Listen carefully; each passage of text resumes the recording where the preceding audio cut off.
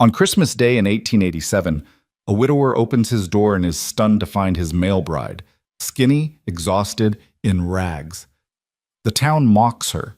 He almost rejects her, but his little daughter sees what he doesn't, and one night, when he hears a cry, this man's heart breaks, and then finally opens. Stay tuned to the end of this story and comment what town you're viewing from, so I know how far the story goes. The wind came hard across the Wyoming plains that Christmas Eve, carrying with it the bite of winter and the weight of memory. It rattled the shutters of Caleb Rourke's ranch house and sent dust devils spinning across the frozen ground where nothing green had grown since October. The sky hung low and gray, pregnant with snow that refused to fall, and the air tasted of iron and ice. Inside the cabin, Caleb stood at the stove, stirring a pot of thin stew that would have to stretch for supper. His hands were rough and scarred from 2 years of working the ranch alone, and his shoulders carried a permanent hunch from the weight of grief he'd never quite managed to set down. At 34, he looked older, lines etched deep around his eyes, silver threading through his dark hair at the temples. "Papa, is she really coming today?" 6-year-old Lily sat at the kitchen table, her small hands folded in front of her, blonde curls escaping from the braid he'd managed that morning. Her blue eyes, so heartbreakingly like her mother's, fixed on him with that mixture of hope and fear he'd come to know too well. "That's what the letter said, sweetheart." Caleb kept his voice steady, though his gut churned with uncertainty. "Should be on the afternoon stage." "What if she doesn't like me?" Caleb crossed to the table and knelt beside his daughter's chair, tucking a loose curl behind her ear. "Lily girl, that's impossible. You're the finest thing in this whole territory." "Mama liked me," Lily whispered, her small voice cracking. "But she still left." The words hit Caleb like a fist to the chest. He pulled Lily into his arms, feeling her small body tremble against him. "Your mama didn't want to leave, baby. She got sick. That wasn't her choice, and it surely wasn't because of you." But Lily had been only 4 when fever took Sarah, and 4-year-olds didn't understand the difference between death and abandonment. For 2 years, Caleb had watched his daughter withdraw, growing quieter and more fearful with each passing season. She flinched when he raised his voice. She cried when he left for town. She woke screaming from nightmares where everyone she loved disappeared into darkness. He'd tried. God knew he'd tried. But a man working a ranch alone had no time for gentle words and patient explanations. Meals needed cooking, stock needed tending, fences needed mending. By the time he finished each day's work, he barely had energy to tuck Lily into bed, much less heal the wounds grief had carved into her small heart. That's why he'd answered the advertisement. That's why, 3 months ago, he'd sat at this same table and written to the Ladies' Correspondence Society in Boston, requesting a bride. Not for himself, he'd loved Sarah with everything he had, and that part of him had died with her. But for Lily, a child needed a mother. A home needed a woman's touch. And if he couldn't give his daughter back what she'd lost, maybe he could at least give her someone to fill the silence. The woman who'd written back called herself Nora Hale. Her letters had been brief, almost sparse. She could read and write. She could cook and sew. She was 26 years old and unmarried. She'd asked no questions about his finances or property. She'd made no demands. She'd simply agreed to come. Caleb had sent money for her passage 2 months ago, and now, on Christmas Eve, she was due to arrive. "Come on, Lily girl." He stood, lifting her with him. "Let's get you bundled up. Stage should be here within the hour." They dressed in layers against the cold, Lily in the wool coat Sarah had sewn 3 winters ago, already too small but still serviceable, and Caleb in his heavy sheepskin jacket. He settled his hat low and took Lily's hand, and together they stepped out into the bitter afternoon. The ranch sat 3 miles outside of Salvation, Wyoming, a town of perhaps 200 souls clustered around a main street of false-fronted buildings that promised more than they delivered. The Rourke land stretched across 500 acres of rough prairie, good for cattle but hard on everything else. The house itself was solid, 2 bedrooms, a main room with kitchen and sitting area, and a loft where Lily slept. Caleb had built it with his own hands during his first year here, back when Sarah was still alive and everything still felt possible. Now it just felt empty. The ride into town took 20 minutes, the wagon rattling over frozen ruts while Lily huddled against his side. Other homesteads dotted the landscape, The Hendersons' place with its sagging barn, the Pruitt spread where smoke rose from the chimney in a thin gray line. Caleb saw no one. Most folks were inside on Christmas Eve, gathered with family around warm fires. He'd have given anything to be one of them. Salvation's main street lay quiet when they arrived. Just a few horses tied at the hitching posts and lamplight beginning to glow in windows as dusk approached. Caleb pulled the wagon up in front of the general store and helped Lily down, then led her toward the stage office. "Caleb Rourke, as I live and breathe." He turned to find Margaret Hendricks standing in the doorway of her husband's mercantile, arms crossed over her ample bosom, eyes sharp with curiosity. Margaret made it her business to know everyone else's business, and she'd been pecking at Caleb like a persistent crow ever since word got out that he'd sent for a mail-order bride. "Mrs. Hendricks," Caleb touched his hat brim politely, trying to move past. "Picking up your new wife, are you?" Margaret's smile didn't reach her eyes. "Must be quite something, a woman willing to travel all this way to marry a man she's never met. Makes one wonder what she's running from." Caleb felt Lily's hand tighten in his. "Makes one wonder why some folks can't mind their own affairs," he replied evenly. Margaret's smile sharpened. "Oh, I'm just concerned, Caleb, for you and that precious girl. You've been through so much, losing Sarah like you did. Would be a shame to bring trouble into your home." "I appreciate the concern." He didn't. "Now, if you'll excuse us, I heard she's from back east." Margaret stepped closer, lowering her voice as if sharing a secret. "Boston area. You know what kind of women end up in those bride catalogs, don't you? The desperate ones, the ones with questionable pasts, the ones no decent man would—" "Merry Christmas, Mrs. Hendricks." Caleb's voice went cold as the wind. "Come on, Lily." He guided his daughter away, feeling Margaret's stare burning into his back. Damn the woman and her poisoned tongue. Damn the whole town, really. Every busybody and gossip who'd made it their mission to speculate about his life. The stage office was warmer, heated by a pot-bellied stove that glowed red. Chester Waits, the agent, looked up from his desk and nodded. "Caleb? Here for the Boston stage?" "That's right. It on time?" "Near enough. Should roll in any minute now." Chester studied him with rheumy eyes.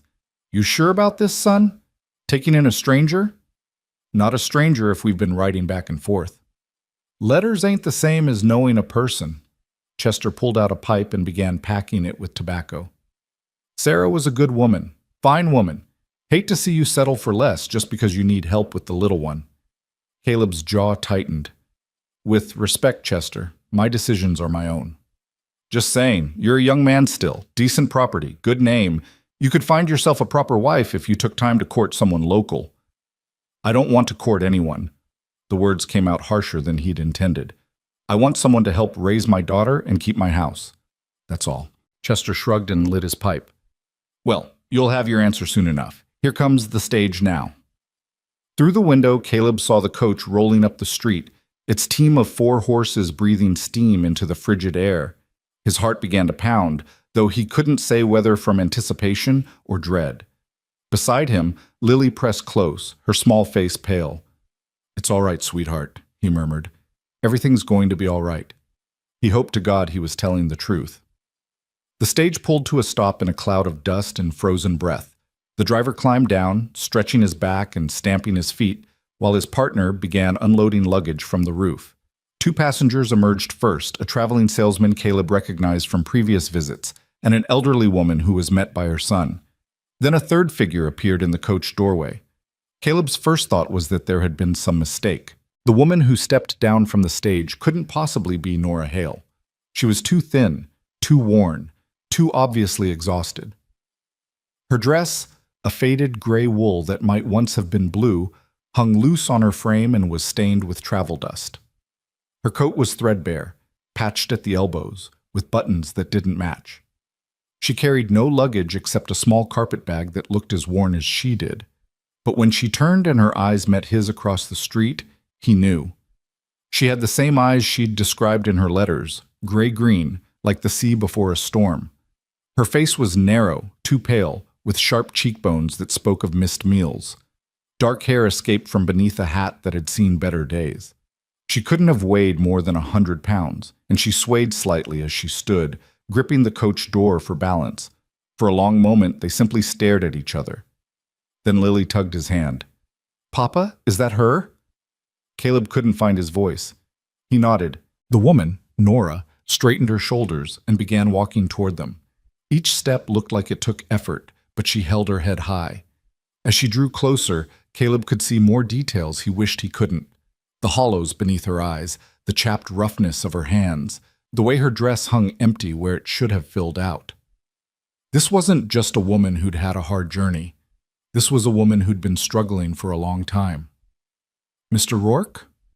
Her voice was soft but steady. "Yes." He removed his hat. "Miss Hale?" "Mrs. Hale, actually."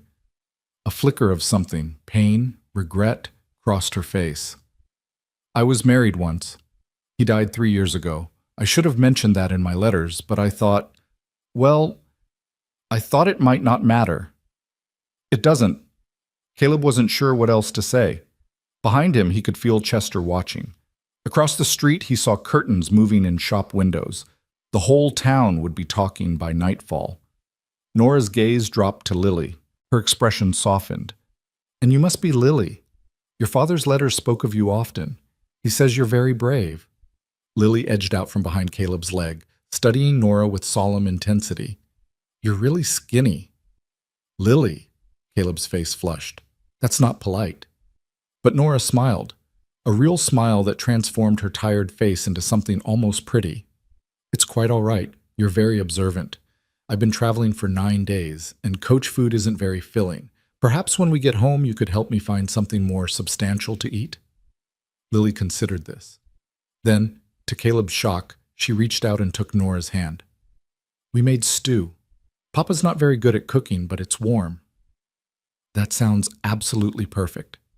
Caleb watched his daughter's small hand disappear into Nora's thin one, and something twisted in his chest.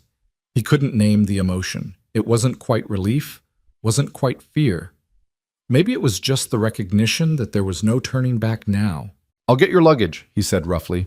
"This is all I have." Nora lifted the carpetbag slightly. "I'm afraid I traveled light." Light.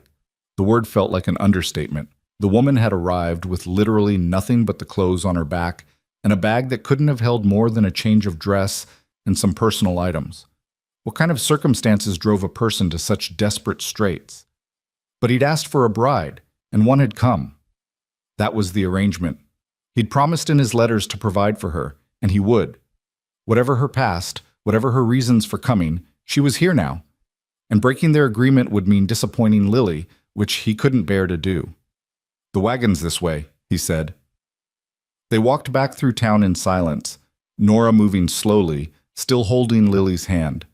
Caleb saw the stares, heard the whispers. He saw Margaret Hendricks standing in her doorway, eyes wide with barely concealed glee. He saw Thomas Pruitt outside the saloon, shaking his head with something like pity. Let them stare. Let them whisper.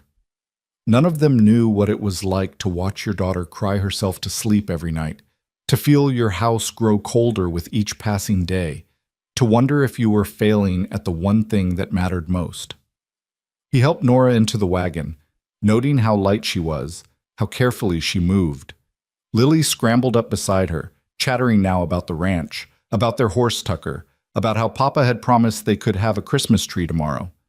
As Caleb took up the reins, he caught Nora's eye. She was watching him with an expression he couldn't quite read. Gratitude, maybe, mixed with wariness, or maybe just bone-deep exhaustion. "It's about 20 minutes, he said. "Not a comfortable ride." "After 9 days on the stage, Mr. Rourke, I assure you nothing could be uncomfortable." Her voice held a trace of dry humor. "Though I confess I'll be grateful to stop moving." He clicked his tongue at the horses, and they started forward. The wind had picked up, cutting through even his heavy coat. He glanced at Nora and saw her shivering despite her attempts to hide it. Her thin coat was no match for Wyoming winter. Without thinking, he reached behind the seat and pulled out the blanket he kept there. "Here," he said, handing it to her. "Wrap up." She took it with another of those unreadable looks. "Thank you."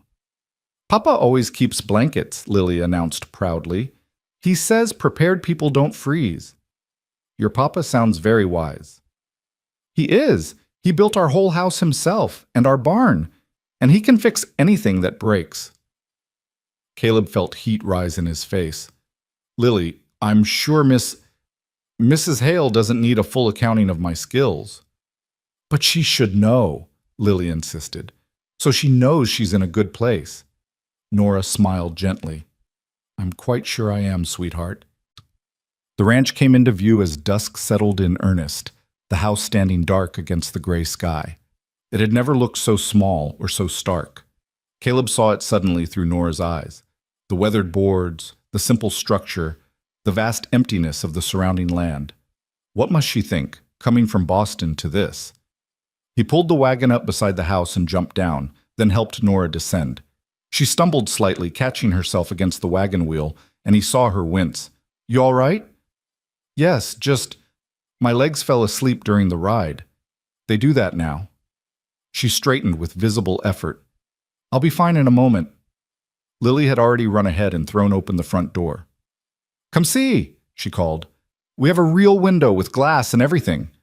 Nora followed slowly, and Caleb brought up the rear, carrying her pathetic little carpet bag.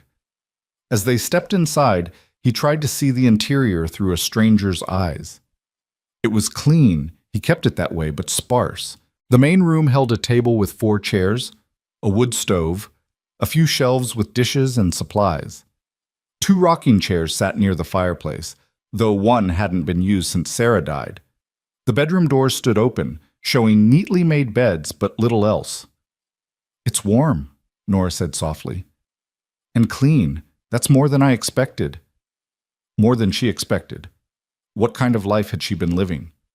The bedroom on the left is yours, Caleb said, pointing. It's not large, but it has a bed and a chest for your things. The other is mine. Lily sleeps in the loft. He paused.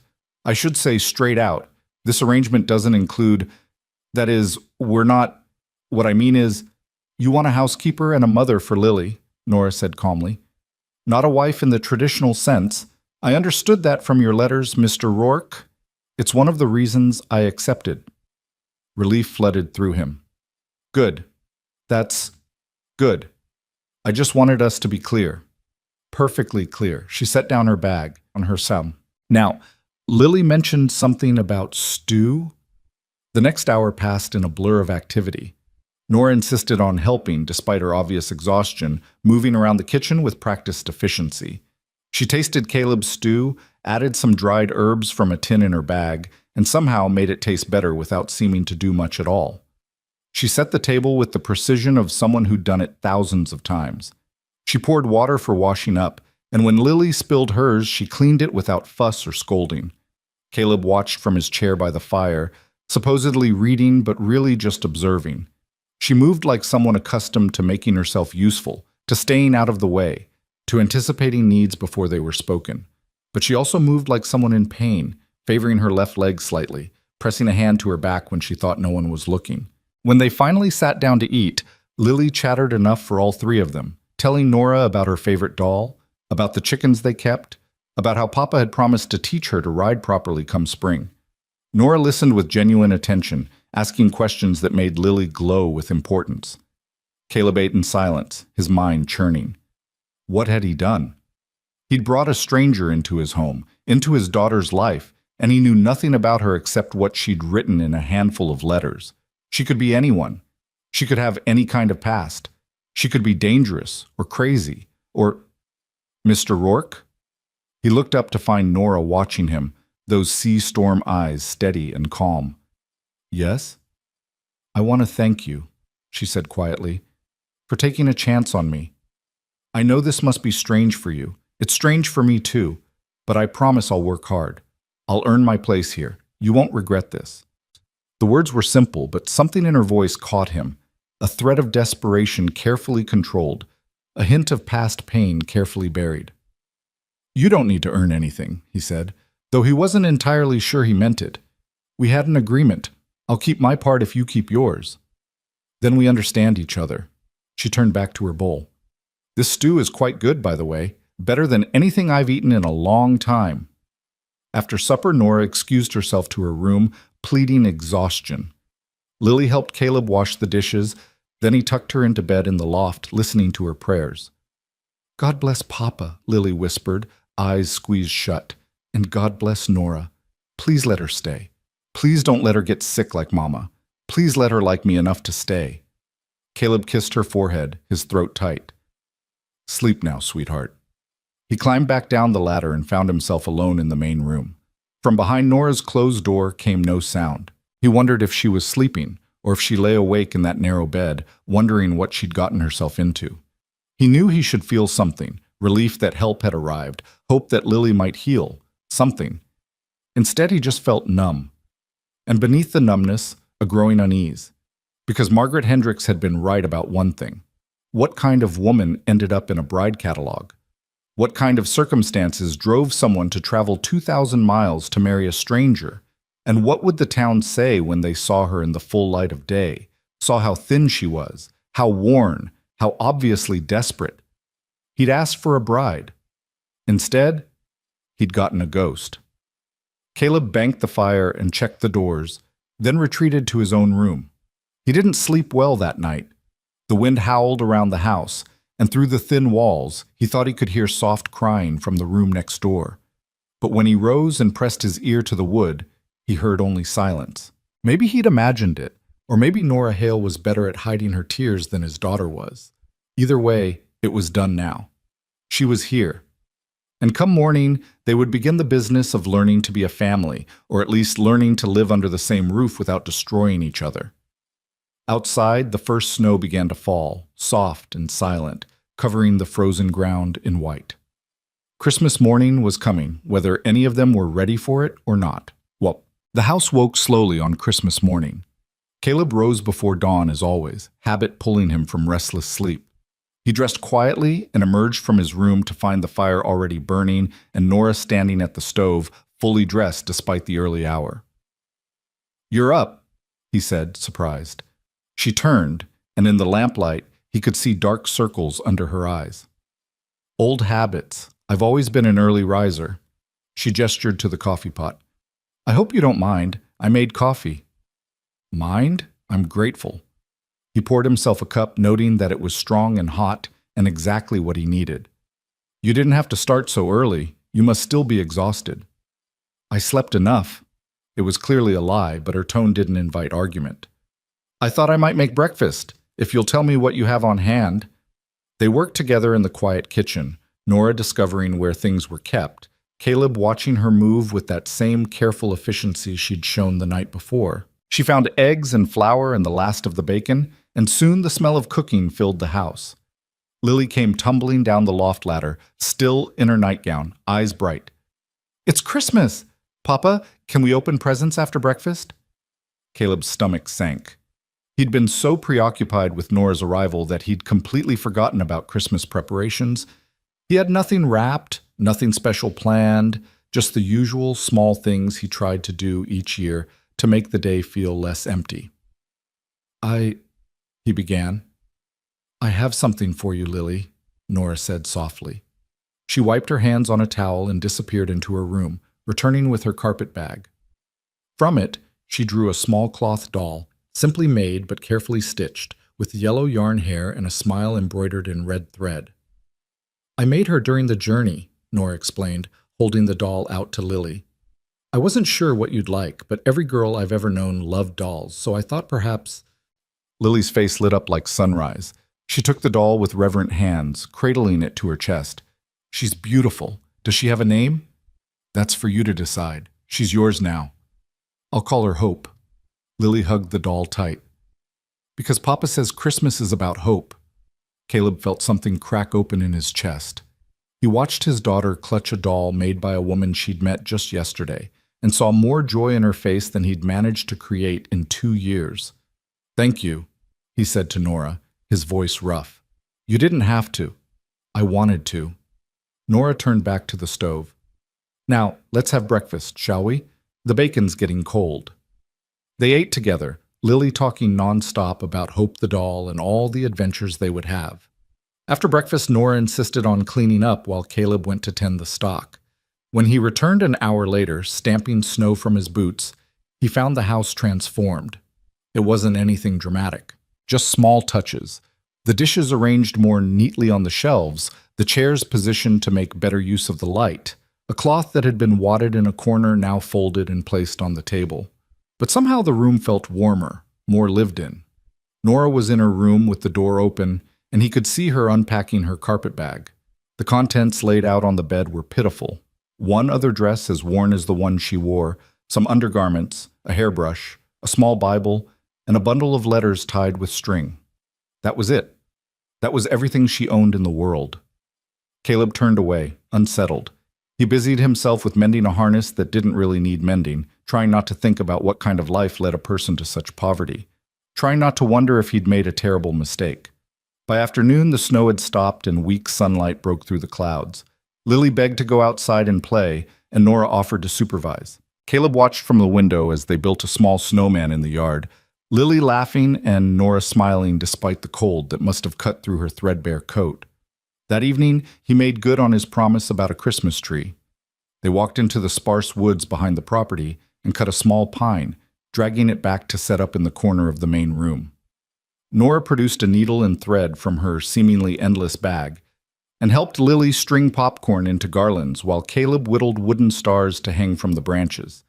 It was the most normal Christmas Eve had felt in years. That night, after Lily was asleep, Caleb and Nora sat in the rocking chairs by the fire. The silence stretched between them, not quite comfortable, but not hostile either. "Your daughter is wonderful," Nora said finally. "You've done well with her." "I've done poorly," Caleb replied honestly. "She needs things I can't give her. She needs love, and she has that in abundance." Nora's hands worked at something in her lap. He saw she was mending one of Lily's stockings, the stitches small and precise. "Everything else can be learned." "Can it?" He studied her profile in the firelight. "Can you teach yourself to replace someone irreplaceable?" Nora's hands stilled. "I wouldn't presume to replace your wife, Mr. Rourke. I'm only here to help, to make things easier. That's all I can offer." "Why?" The question came out before he could stop it. "Why would you travel 2,000 miles to help a stranger? What were you running from?" Her jaw tightened. For a long moment, she didn't answer. Then, "Does it matter?" "I brought you into my daughter's life. Yes, it matters." "I wasn't running from anything criminal, if that's your concern. No debts, no warrants, no angry husband waiting to drag me back." Her voice remained steady, but he heard steel underneath. "I was simply in a position where I needed to leave, and your advertisement offered a way to do so with dignity and tact. That's all you need to know." "Is it?" She met his eyes then, and he saw something fierce in her gaze. "Mr. Rourke, I came here to work. I came to be useful. I came to earn my place in a household, and perhaps, in time, to build something resembling a life. What I left behind is my own business. If you cannot accept that, then say so now, and I'll leave tomorrow. But I will not be interrogated about my past like a criminal." They stared at each other across the flickering firelight. Caleb knew he should back down, knew he was being unfair, but some stubborn part of him couldn't let it go. "Fine," he said finally. "Keep your secrets. But if they come back to hurt my daughter, we'll have a problem." "They won't." Nora returned to her sewing. "I promise you that." The conversation died after that. Soon Nora excused herself to bed, leaving Caleb alone with the dying fire and his troubled thoughts. He'd wanted help. He'd wanted someone to make Lily's life better. Instead, he'd gotten a mystery wrapped in threadbare wool, a woman with secrets in her eyes and scars he couldn't see. But Lily loved the doll. Lily had smiled today more than she had in months. Maybe that was enough. Maybe that had to be enough. Outside, the wind picked up again, howling across the frozen plains. Inside, the house settled into silence, three strangers bound by agreement and circumstance, learning the shapes of each other's shadows. Christmas had come, and with it, a woman named Nora Hale, carrying everything she owned in a carpet bag and nothing but determination in her heart. Whether that would be enough to survive a Wyoming winter, both the one outside and the one slowly forming inside Caleb Rourke's guarded heart, remained to be seen. The days after Christmas settled into a rhythm that surprised Caleb with its quiet efficiency. Each morning he woke to find Nora already up, the fire burning, coffee made. She moved through the house like a ghost, touching everything but demanding nothing. Within a week, the cabin had transformed in ways he couldn't quite articulate but felt in his bones. The shelves no longer held dishes in haphazard stacks, but were organized by size and use. The window glass gleamed where before it had been dulled by dust. The floors were swept twice daily. The smell of baking bread replaced the stale odor of bachelor cooking. Lily's clothes appeared mended and pressed. Hanging on pegs, Nora had installed herself using nails she'd found in the barn. But it was the small things that struck him most. The way Nora placed wildflowers in a jar on the table despite the winter cold, finding dried stems with interesting shapes. The way she'd taken apart Sarah's old sewing basket and reorganized it, making it functional again. The way she sat with Lily each evening after supper, teaching her letters by lamplight, her patient voice never rising in frustration when the girl struggled. "No, sweetheart, the B curves this way, see?" Nora guided Lily's small hand across the slate. "Like a belly sticking out. And D is like a door opening." "Why do they look so much the same?" Lily's tongue poked out in concentration. "Because letters like to confuse us. But we're smarter than they are, aren't we?" Lily giggled. "We're very smart." Caleb watched from his chair, pretending to read the week-old newspaper. He'd never been good at teaching. His patience ran too thin, his explanations too complex. But Nora had a gift for breaking things down, for making learning feel like play rather than work. "Mr. Rourke?" Nora looked up. "Do you have any books? Primers, perhaps?" Lily's ready to move beyond the alphabet. "There's a few in the trunk in my room. Sarah's. I'll dig them out." A shadow crossed Nora's face at the mention of Sarah, but she only nodded. "That would be helpful. Thank you." He found the books that night. 3 primers Sarah had brought from St. Louis, along with a Bible and a volume of poetry. He'd packed them away after she died, unable to look at her handwriting in the margins. Now he dusted them off and brought them to Nora, who received them with something like reverence. "These are wonderful," she breathed, turning pages carefully. "Lily will love them." Sarah was a teacher before we married. She always said education was the greatest gift you could give a child. She was right. Nora closed the book gently. "You must miss her terribly." Caleb's throat tightened. "Every day." "I'm sorry. I don't mean to intrude on your grief." "You're not." He paused, then asked the question that had been nagging at him. "Your husband. Do you miss him?" Nora's expression shuddered. "That's different." "How?" "It just is." She stood clutching the books. "Thank you for these. I'll take good care of them." She retreated to her room before he could press further, leaving him with more questions than answers. But over the following days, pieces of her story emerged in fragments, like ice breaking up in spring thaw. He learned she'd grown up in Connecticut, the daughter of a minister who died when she was 12. Her mother had remarried a merchant who resented the expense of raising another man's child. At 16, Nora had married to escape that house, choosing a clerk named Thomas Hale, who seemed kind. "He was kind," she told Lily one afternoon while they churned butter together. "At first, but kindness can fade when money gets tight and dreams don't come true." "What happened to him?" Lily asked. "He got sick. A fever in his lungs, lasted 3 weeks before—" Nora's hand stilled on the churn. "Before he passed. Like my mama." "Yes, sweetheart, like your mama." Caleb, listening from the doorway where he'd come in from the barn, heard something in Nora's voice that suggested the story wasn't quite that simple. But Lily seemed satisfied, and Nora changed the subject quickly, teaching the girl a butter-churning song that made her laugh. The house grew warmer with each passing day, not from the fire but from something harder to name. Life, maybe. The sound of female voices, the smell of proper cooking, the evidence that someone cared enough to make things nice. But Caleb noticed other things too. The way Nora ate sparingly, always giving Lily and him the larger portions. The way she wore the same 2 dresses in rotation, washing one while wearing the other, never complaining about the cold though he could see her shiver. The way she sometimes pressed a hand to her ribs when she thought no one was watching, as if something there hurt. One morning in early January he found her in the barn before dawn, mucking out stalls. "What are you doing?" He couldn't keep the irritation from his voice. "That's my work." "You have enough work." She didn't stop, just kept shoveling. I'm capable of helping. I didn't bring you here to break your back doing barn chores. No, you brought me here to cook and clean and watch your daughter. But there's only so much cooking and cleaning a house needs, and Lily's a good girl who doesn't require constant supervision, so I find other ways to be useful. Norris, please, Mr. Rourke. She finally stopped and faced him, her breath fogging in the cold air. Let me be useful. It's all I have to offer.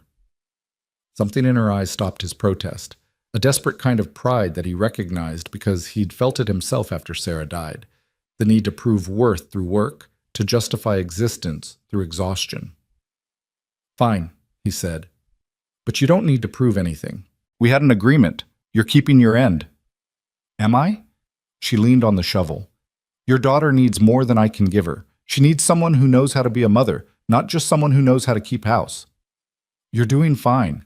I'm doing adequately. Nora's jaw set. There's a difference. Before he could argue, she returned to her work, and he left her to it, frustrated in ways he couldn't articulate. The truth was, she was right. Lily had grown more comfortable around Nora, less fearful, but there was still a wall between them. Lily called her Miss Nora with careful politeness, never just Nora, and certainly never anything approaching Mama. She accepted Nora's care but didn't seek her comfort the way a child should seek a mother. And Nora, for all her patience and gentleness, maintained a similar distance. She fulfilled her duties impeccably, but never overstepped, never presumed intimacy she hadn't been granted. It was like watching two people dance around each other, both wanting connection but neither quite brave enough to reach for it. The town made things worse. Caleb had to go to Salvation every 2 weeks for supplies, and he'd been taking Nora and Lily with him since New Year's. The first trip had been tolerable, curious stares but few comments. The second trip, people had started talking. That's her? He'd overheard Mrs. Patterson whisper to her daughter in the general store. My goodness, she's practically skeletal. What must his poor late wife think, him replacing her with something the cat dragged in? Caleb had gritted his teeth and said nothing, loading his supplies with mechanical precision. But Nora had heard. He'd seen her face go white, seen her hands tremble as she'd pretended to examine fabric she couldn't afford. It got worse from there. I heard she came from a workhouse, someone murmured behind them at the post office. I heard she was a fallen woman. You know the type. Poor little Lily, having to live with that creature. Someone should report it to the territorial marshal. Each trip became an ordeal. Nora held her head high, but Caleb could see the toll it took. She grew quieter, more withdrawn. She started finding excuses not to come to town, claiming work at home that needed doing. Let them talk, Caleb told her, after one particularly bad trip where Margaret Hendricks had actually crossed the street to avoid them. They're small-minded fools. They're your neighbors, Nora replied quietly. And they're right about one thing. I'm not what you deserved. What I deserved? Anger flared hot in his chest. What does that mean? It means you could have found someone better, someone the town would accept, someone who didn't arrive looking like a beggar. I didn't ask for someone better. I asked for help. And you're getting what you paid for, aren't you? Bitterness crept into her voice. Cheap goods, cheaply bought. Don't. Caleb stepped closer. Don't let them poison you with their gossip. It's not poison if it's true. Nora turned away. I should have been honest in my letters. I should have told you how bad things were, given you a choice. You think I wouldn't have sent for you anyway? I think you would have hesitated, looked for someone else, someone who wouldn't shame you in front of the whole town. I don't give a damn what this town thinks. You should. She met his eyes. Because Lily has to grow up here, and if they think her new mother is trash, they'll treat her accordingly. The word mother hung in the air between them. Nora had never called herself that before, never presumed the title, and now she'd said it only to diminish herself. Lily doesn't care what they think, Caleb said, though he wasn't entirely sure that was true. Not yet, but she will. Nora's shoulders sagged. Children always do, eventually. She'd retreated to her room after that conversation, and Caleb had spent the evening angry at everyone, at the town for their cruelty, at Nora for believing them, at himself for not knowing how to fix it. But the gossip continued to fester, growing more vicious with each passing week. Thomas Pruitt mentioned it while they were both at the feed store. Folks are saying you got swindled, Caleb, sent good money east and got nothing but skin and bones in return. Folks should mind their own business. I'm just saying, if you wanted to send her back, no one would blame you. There's still time to find someone more suitable. Caleb had gripped the bag of feed so hard his knuckles went white. Nora's not a mail-order catalog dress I can return for a refund. She's a person, and she's staying. But Thomas's words burrowed deep. Send her back. The idea had never occurred to him, but once planted, it took root. Not because he wanted to, God help him, he didn't, but because maybe it would be kinder.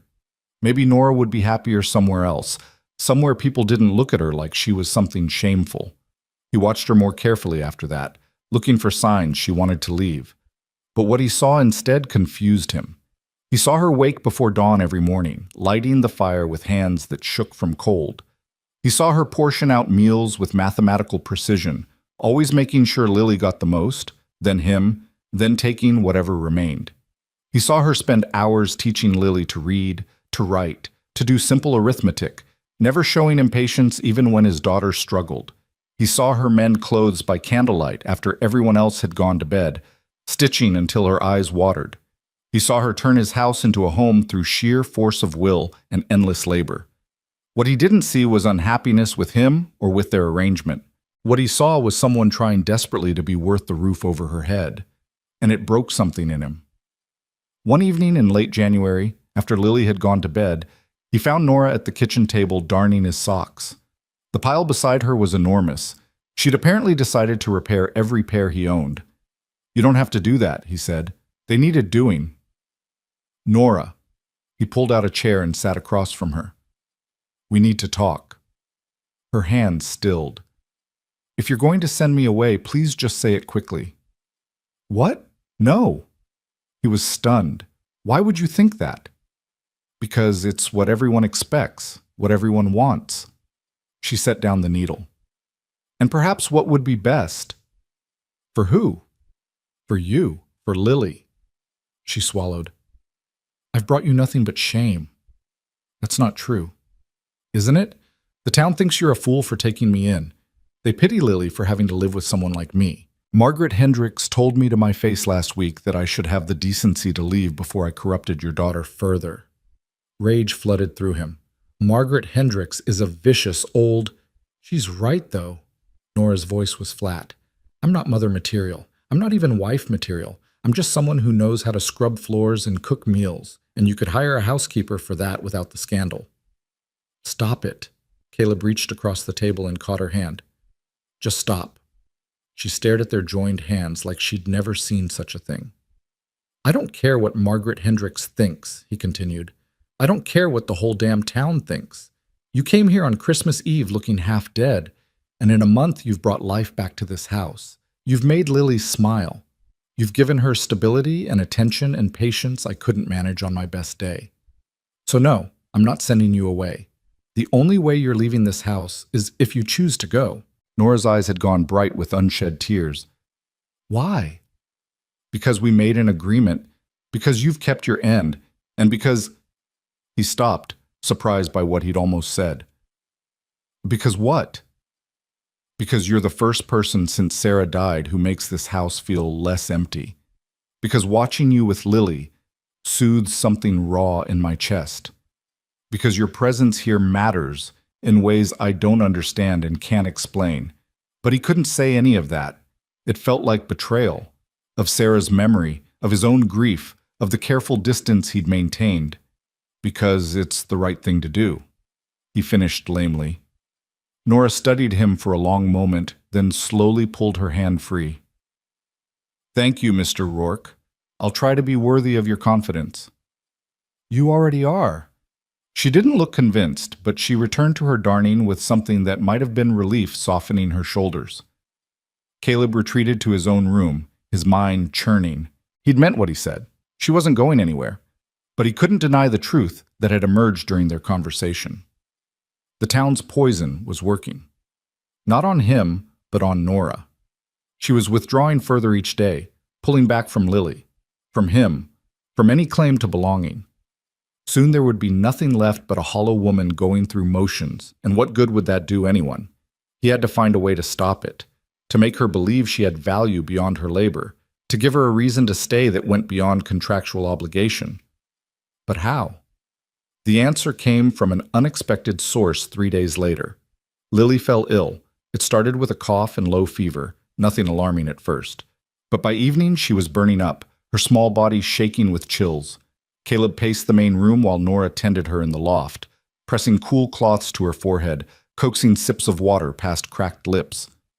"Should I ride for the doctor?" Caleb called up. "Not yet." Nora's voice was steady. "It's likely just a cold. We'll watch her tonight." But as the hours crawled past, Lily worsened. Her fever spiked higher. She began to hallucinate, crying for her mother, begging Sarah not to leave. "Mama, please," she sobbed, thrashing weakly. "Don't go! Don't leave me alone!" Caleb stood at the base of the ladder, frozen. He could hear Nora murmuring softly, but couldn't make out the words. Then Lily's crying shifted, became more desperate. "I'm scared, Mama, I'm scared." "I know, sweetheart, I know." Nora's voice carried down clearly now, thick with emotion. "But I'm right here. I won't leave you. I promise." "You're not my mama." "No, I'm not." A pause. "But I'm here anyway. And I'm not going anywhere." "Promise?" "I promise. Even if you get better and don't need me anymore. Even if your papa decides he doesn't want me here. I'll still find a way to make sure you're safe." Something in her voice made Caleb's chest ache. It wasn't the careful tone of an employee fulfilling duties. It was raw, unguarded, the sound of someone who'd already given her heart away and was terrified of the consequences. Lily's crying gradually subsided, replaced by ragged breathing. Caleb heard Nora singing then, very softly. A lullaby he didn't recognize, words in another language that might have been Welsh. He listened until his legs gave out, and he had to sit on the floor, his back against the wall. Above him, Nora sang and Lily slept, and the night stretched on forever. When dawn finally broke, he climbed the ladder to find both of them asleep. Lily's fever had broken, leaving her damp and peaceful. Nora was curled beside her on the narrow bed, one protective arm around the girl, her face gaunt with exhaustion. Caleb stood there watching them, these two broken souls who'd somehow found each other, and he realized with sudden, painful clarity that Nora wasn't just keeping house or fulfilling an agreement. She loved his daughter, fiercely, desperately, with all the intensity of someone who'd had little to love and was making up for lost time. The question was whether he could let her. Over the next few days, as Lily recovered, Caleb observed their growing bond with mixed emotions. Lily reached for Nora first now when she felt sick, curled into her lap when she wanted comfort, asked her opinion before his. And Nora, who'd been so careful to maintain distance, melted under that trust like snow in spring. But the town's gossip only intensified. "I heard the child's getting too attached," he overheard at church the following Sunday. "Someone should warn Caleb before it's too late. That woman's not fit to raise a decent girl." He'd turned to confront the speaker, Chester Waits, of all people, but Nora's hand on his arm stopped him. "Don't," she whispered. "It only makes it worse." "They have no right. They have every right to their opinions. And causing a scene in church won't change their minds." She was right, damn her. So he swallowed his anger and sat through the service while judgment radiated from every pew. On the ride home, Lily chattered obliviously in the back of the wagon, but Nora sat rigid beside him, staring at nothing. "I'm sorry," he said finally. "For what?" "For subjecting you to that. You didn't subject me to anything. I chose to come." "Did you?" He kept his eyes on the road. "Or were you so desperate you'd have agreed to anything?" She was quiet for so long he thought she wouldn't answer. Then, "Both can be true." That evening, after Lily was asleep, Nora came to him with a request that surprised him. "Mr. Rourke, I need to ask a favor." "All right." "I'd like permission to write some letters to people I knew back east, and I'll need money for postage." His stomach tightened. "You planning to leave?" "No, but I have debts, small ones, but they weigh on me. I promised people I'd repay them when I could, and I'd like to start doing so." "You don't have any money." "I know. That's why I'm asking if there are extra chores I could do, work that would earn a wage beyond room and board. I don't expect charity, but if there's anything you need done that you'd normally pay someone for. Nora, you don't have to. Yes, I do. Her eyes flashed with rare fire. I won't be a kept woman, Mr. Rourke. I won't live my whole life in debt, beholden to your charity. If I'm to stay here, I need to do so with my dignity intact. He recognized that pride again, that fierce need for independence, and he understood it, even though it frustrated him. Fine, he said. There's a lot that needs doing come spring. Garden planting, fence mending, chickens to tend. You help with that, and I'll pay you a wage. Fair? More than fair, thank you. She started to turn away, but he stopped her. Nora, those debts. How much do you owe? $37. Masuns. It might as well be $1,000. $37. It was nothing to him. He had that much in the strong box in his room, but to her it represented an insurmountable burden, a weight that kept her trapped. I could... No! She cut him off. I appreciate the thought, truly, but I need to do this myself. Can you understand that? He could. God help him, he could. So he nodded and watched her retreat to her room, this woman who'd arrived in rags but refused to be broken by poverty or shame. And for the first time since Christmas Eve, Caleb wondered if maybe, just maybe, he'd gotten far more than he'd bargained for. Not in a bad way. In a way that terrified him because it meant reevaluating everything he thought he knew about what he wanted and what he needed. The town could think what it liked. Margaret Hendricks could spread her poison. Thomas Pruitt could offer his pity. But they didn't see what he saw. They didn't see Nora wake before dawn each morning to make sure his daughter had a warm house to wake to. They didn't see her sing lullabies in languages she'd never explained. They didn't see her mend clothes until her fingers bled, or teach reading with endless patience, or bring small dignities to a house that had forgotten them. They saw rags and poverty and something to mock. He was beginning to see worth. Whether that realization would change anything remained to be seen. But as January gave way to February and winter deepened its hold on the Wyoming plains, something in Caleb Rourke's frozen heart began, very slowly, very carefully, to thaw. February brought bitter cold that settled into the bones and refused to leave. The wind howled across the plains with a fury that made the cabin walls groan, and ice formed thick on the inside of the windows despite the fire that burned day and night. It was the kind of cold that made every task twice as hard, every movement an exercise in endurance. Caleb spent those frozen weeks working himself to exhaustion. The cattle needed constant attention, breaking through ice for water, hauling feed through snowdrifts that came up to his knees. His hands cracked and bled from the cold. His body ached in ways he'd forgotten were possible. But he welcomed the pain because it meant he didn't have to think. Didn't have to think about the way Nora's laughter sounded when Lily told a silly joke. Didn't have to think about how the house felt warmer when she was in it. Didn't have to think about the fact that somewhere along the way, his mail order arrangement had become something more complicated. One evening in mid-February, he came in from the barn to find the cabin filled with the smell of baking. Nora stood at the stove, flour dusting her worn dress, cheeks flushed from the heat. Lily sat at the table, carefully rolling out dough, her tongue poking out in concentration. "We're making hand pies," Lily announced proudly. "Miss Nora's teaching me." "I can see that." Caleb hung his coat and moved closer to the stove, letting the warmth seep into his frozen limbs. "Smells good." "There's stew staying warm," Nora said without looking at him. "And coffee if you want it." "Thanks." He poured himself a cup and stood watching them work. Nora's hands moved with practiced efficiency, crimping edges and brushing egg wash with the ease of someone who'd done it 1,000 times. Lily mimicked her movements, slower but earnest. "Like this?" Lily held up a misshapen pie. "Perfect," Nora said warmly. "You're a natural." The girl beamed, and Caleb felt something twist in his chest. This should have been Sarah teaching Lily to bake.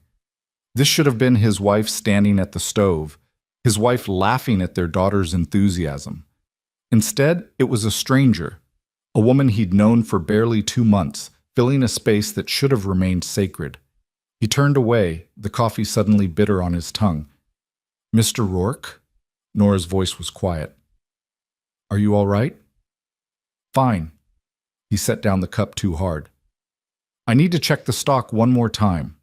He grabbed his coat and fled back into the cold before either of them could respond. Outside, the wind bit through his clothes and the sky stretched black and endless overhead, stars scattered like ice chips across velvet. He stood there breathing hard, watching his breath fog in the freezing air. What was wrong with him? He'd brought Nora here specifically to do the things Sarah had done, to cook and clean and care for Lily. That was the arrangement. That was what he'd wanted. But seeing it happen, seeing Lily bond with her, seeing his daughter's face light up the way it used to light up for Sarah, felt like betrayal. Like he was letting his wife be erased, replaced by someone who couldn't possibly measure up. Yet even as he thought it, he knew it wasn't fair. Nora wasn't trying to replace Sarah. She was just trying to survive, to earn her place, to make herself useful. The growing attachment between her and Lily wasn't manipulation. It was just two lonely souls finding comfort in each other. So why did it make him so angry? He didn't go back inside for an hour. When he finally did, the pies were cooling on the table and Lily was already in her nightgown, ready for bed. Nora was cleaning up, her movements slow with exhaustion. "Papa?" Lily ran to him. "We saved you a pie, the best one." "That's real nice, sweetheart." He forced a smile. "You go on up to bed now. I'll come tuck you in." After she'd climbed the ladder, Caleb stood in awkward silence while Nora finished wiping down the table. Finally, she spoke, her voice careful. "I apologize if I overstepped. With the baking, I should have asked first." "You didn't overstep. You seemed upset." "I'm not upset with you." He ran a hand through his hair. "It's just complicated. Because I'm not her." It wasn't a question. "Because you're here and she's not." The words came out harsher than he'd intended. "Because every time I see you doing the things she used to do, it reminds me that she's gone. And I know that's not your fault. I know that's exactly what I hired you for, but it still hurts." Nora set down the cloth. "I understand." "Do you?" "More than you might think." She met his eyes. "I told you my husband died. What I didn't say was that I was relieved when he did. Does that shock you?" It did, but he shook his head. "Thomas wasn't a good man, Mr. Rourke, not after the first year. He drank. He gambled. When those didn't work, he took his frustrations out on me." She said it flatly, without emotion. "When the fever took him, my first thought wasn't grief. It was freedom. And then came the guilt, because what kind of wife feels that way?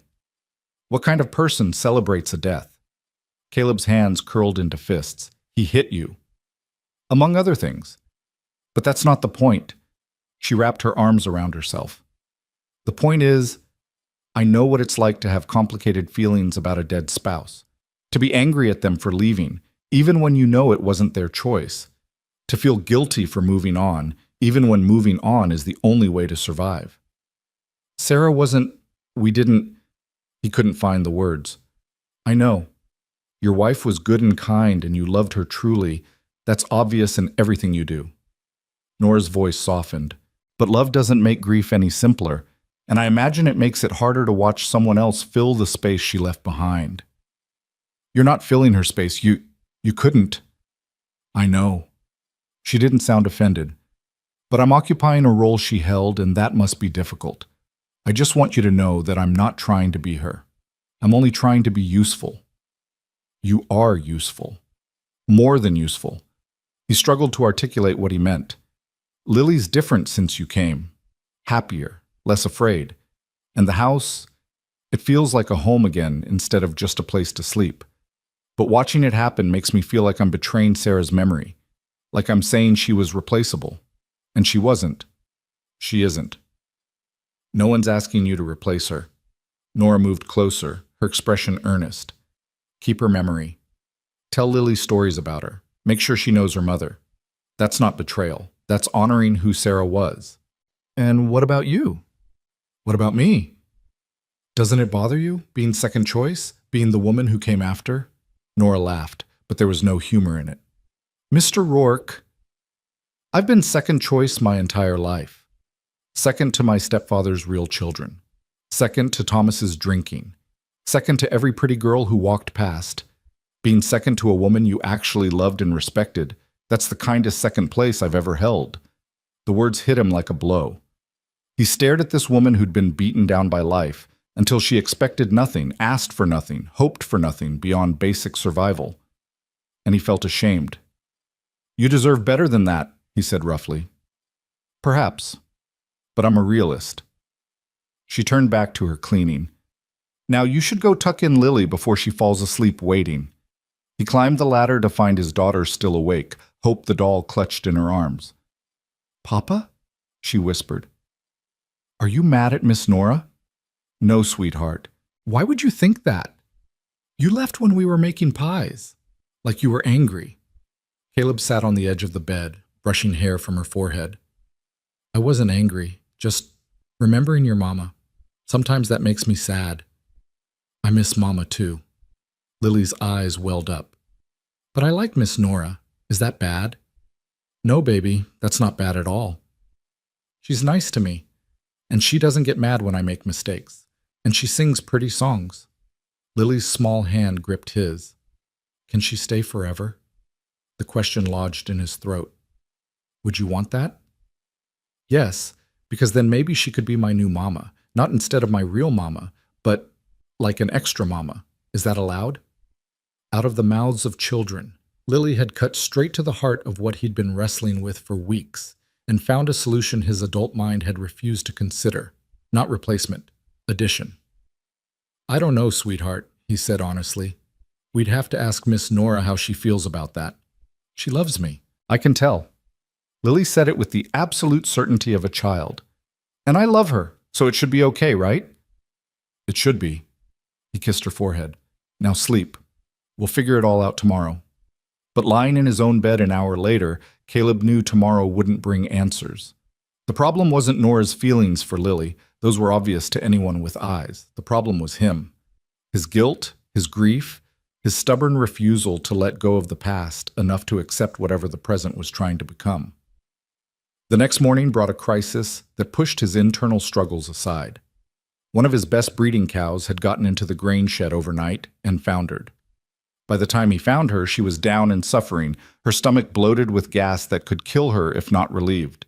He worked for hours in the freezing barn, getting her up, walking her despite her resistance, massaging her distended belly. Nora appeared at some point with hot coffee and food, but he waved her away. This was his responsibility, his failure for not securing the shed properly. By afternoon, the cow was improving, but not out of danger. He couldn't leave her, which meant he couldn't go to town for the supplies he'd planned to get, including the fabric Nora had requested to make Lily a new dress. "I'll go," Nora said when he told her. "Absolutely not." "Why not? I can drive a wagon. I have a list of what you need. And frankly, Mr. Rourke, you look like you're about to collapse. You need to stay here and rest while I'm gone. The town? We'll talk regardless of what I do." Her jaw set. "I'm not afraid of their gossip." But he was afraid for her, afraid of what Margaret Hendricks and her ilk might say or do if Nora showed up alone, without him there to deflect the worst of it. Still, the cow needed watching, and the supplies were necessary. "Take Lily," he said finally. "Don't go alone." So they went, Nora driving the wagon with Lily beside her, wrapped in blankets against the cold. Caleb watched them disappear down the road and felt unease settle deep in his gut.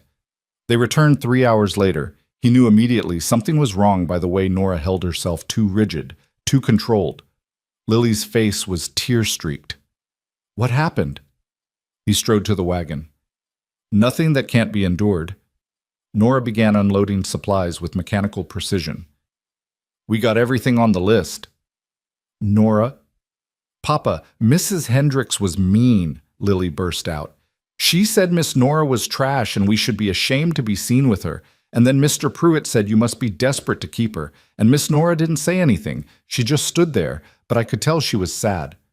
Red rage flooded Caleb's vision. "They said that in front of Lily?" "It doesn't matter." Nora carried a sack of flour toward the house. "The hell it doesn't." He caught her arm. "What else did they say?" "Mr. Rourke, please, it's done. Let it go. Tell me." She finally met his eyes, and what he saw there made his stomach turn. Not tears. Nora never seemed to cry. But something worse. Resignation. Acceptance that this was all she deserved. They suggested I was taking advantage of your grief, she said quietly. That I'd probably lied about my past to trap you into marriage. That any decent woman would have refused to come here under false pretenses. Margaret offered to help you find a proper bride, someone with moral fiber and good breeding. She said it quite loudly, in the middle of the general store so everyone could hear. And you said? Nothing. What could I say? She's not entirely wrong. She's completely wrong. His hand tightened on her arm. You didn't trap me. You didn't lie. You came here because I asked you to come. I came here because I was desperate and you were willing. She pulled free.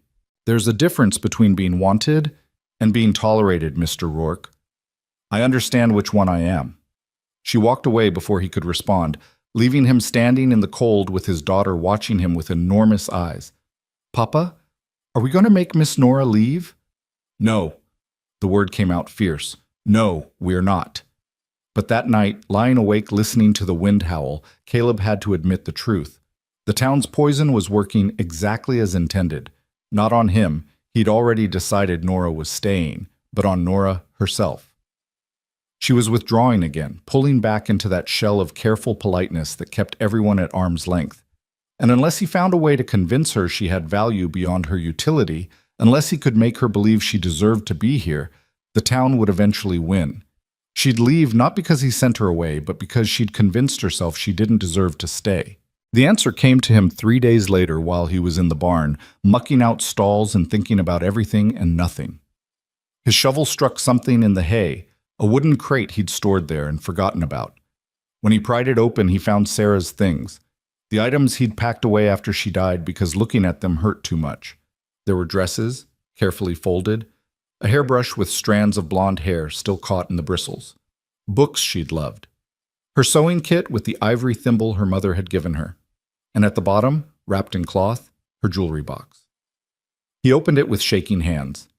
Inside were the few pieces she'd owned, a cameo brooch, some hair combs, a string of pearls her grandmother had left her, and her wedding ring, which he'd removed from her finger after she died and couldn't bear to look at again. He held it now, studying how the lamplight caught in the small diamond. It was a modest ring, all he'd been able to afford when they married, but Sarah had loved it. She'd never taken it off until the fever made her hands swell too much to wear it. What would Sarah want? The question rose unbidden. If she could see him now, see the house full of life again, see Lily laughing, see Nora working herself to exhaustion to make them comfortable, what would Sarah say?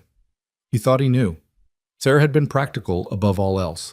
She'd have told him to stop wallowing in the past.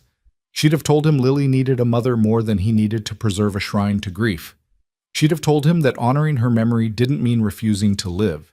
And she'd have told him that Nora, broken, proud, desperate Nora, deserved better than to be treated like an inconvenient servant. But knowing what Sarah would say and acting on it were different things. It meant letting go. It meant admitting the arrangement had evolved beyond business into something more complex. It meant risking his heart, which he'd sworn would always belong to Sarah alone. He sat in the hay for a long time, the ring warming in his palm, while horses shifted in their stalls and wind rattled the barn walls. Finally, he made a decision. Not about love. God knew he wasn't ready for that conversation, might never be ready, but about worth, about declaring to the town and to Nora herself that she had value, that she belonged, that she was chosen. That night after supper, he retreated to his workbench in the corner of the barn. By lamplight, he selected a piece of good pine and began to carve. His hands remembered the motions from long ago. His father had been a woodworker, and Caleb had learned young. He hadn't carved anything in years, but the skills came back slowly. He worked for hours, the knife moving carefully, shaping petals and stem and leaves. He'd never been artistic like his father, but he poured everything he couldn't say into the wood. Every cut was a declaration. Every curl of shaving that fell away was a piece of his grief releasing its grip. By the time he finished, dawn was breaking. He held up the carving, a simple flower, not perfect but honest. A tangible thing that said what his words couldn't. You matter. You're seen. You're valued.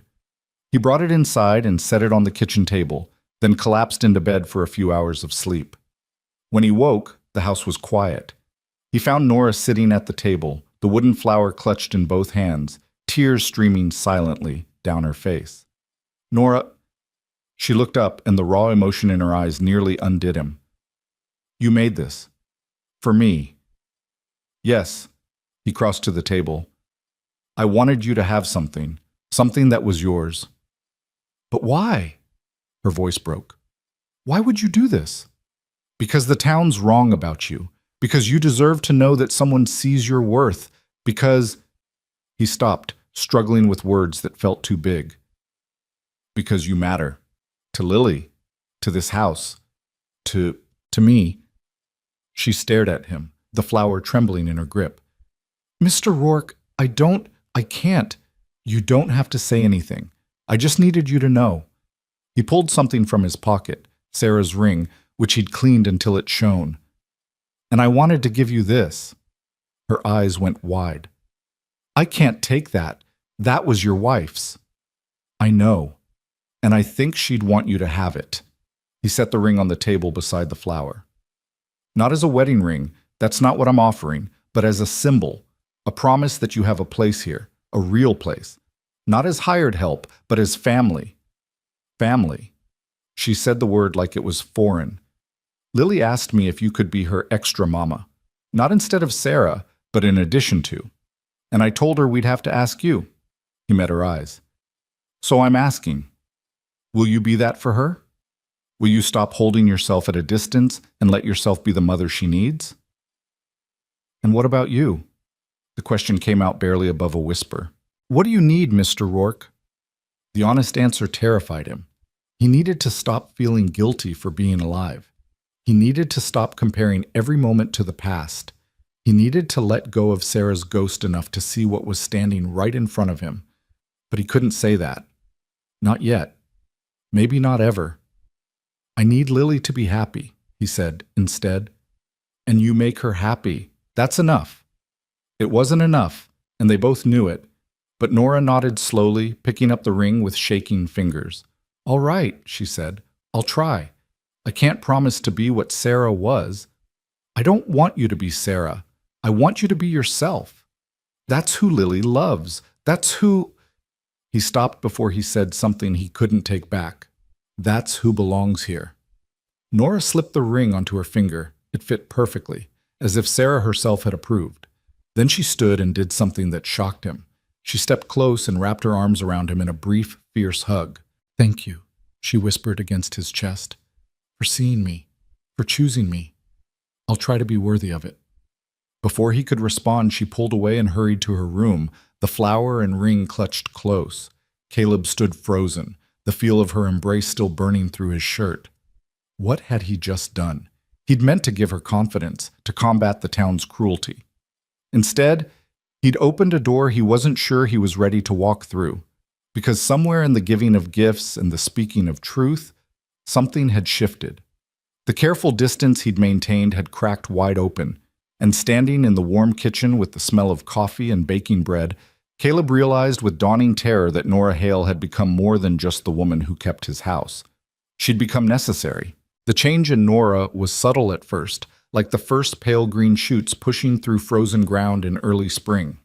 She still rose before dawn, still worked with the same quiet efficiency, but something in her posture had shifted. She held her head higher. She met his eyes more readily. And with Lily, the careful reserve crumbled entirely. Caleb watched it happen over the following days with a mixture of relief and trepidation. He'd see them in the kitchen, Nora's hand resting naturally on Lily's shoulder as she helped with the chore. He'd hear laughter from the loft where Nora now sat with Lily each night, reading stories and answering endless questions. He'd catch moments when Lily reached for Nora's hand without thinking, and Nora would squeeze back with such tenderness it made his chest ache. The wooden flower had taken up residence on the small shelf beside Nora's bed, where she could see it first thing each morning. And Sarah's ring, he couldn't stop noticing it catching the light as Nora worked, a band of gold and promise on her thin finger.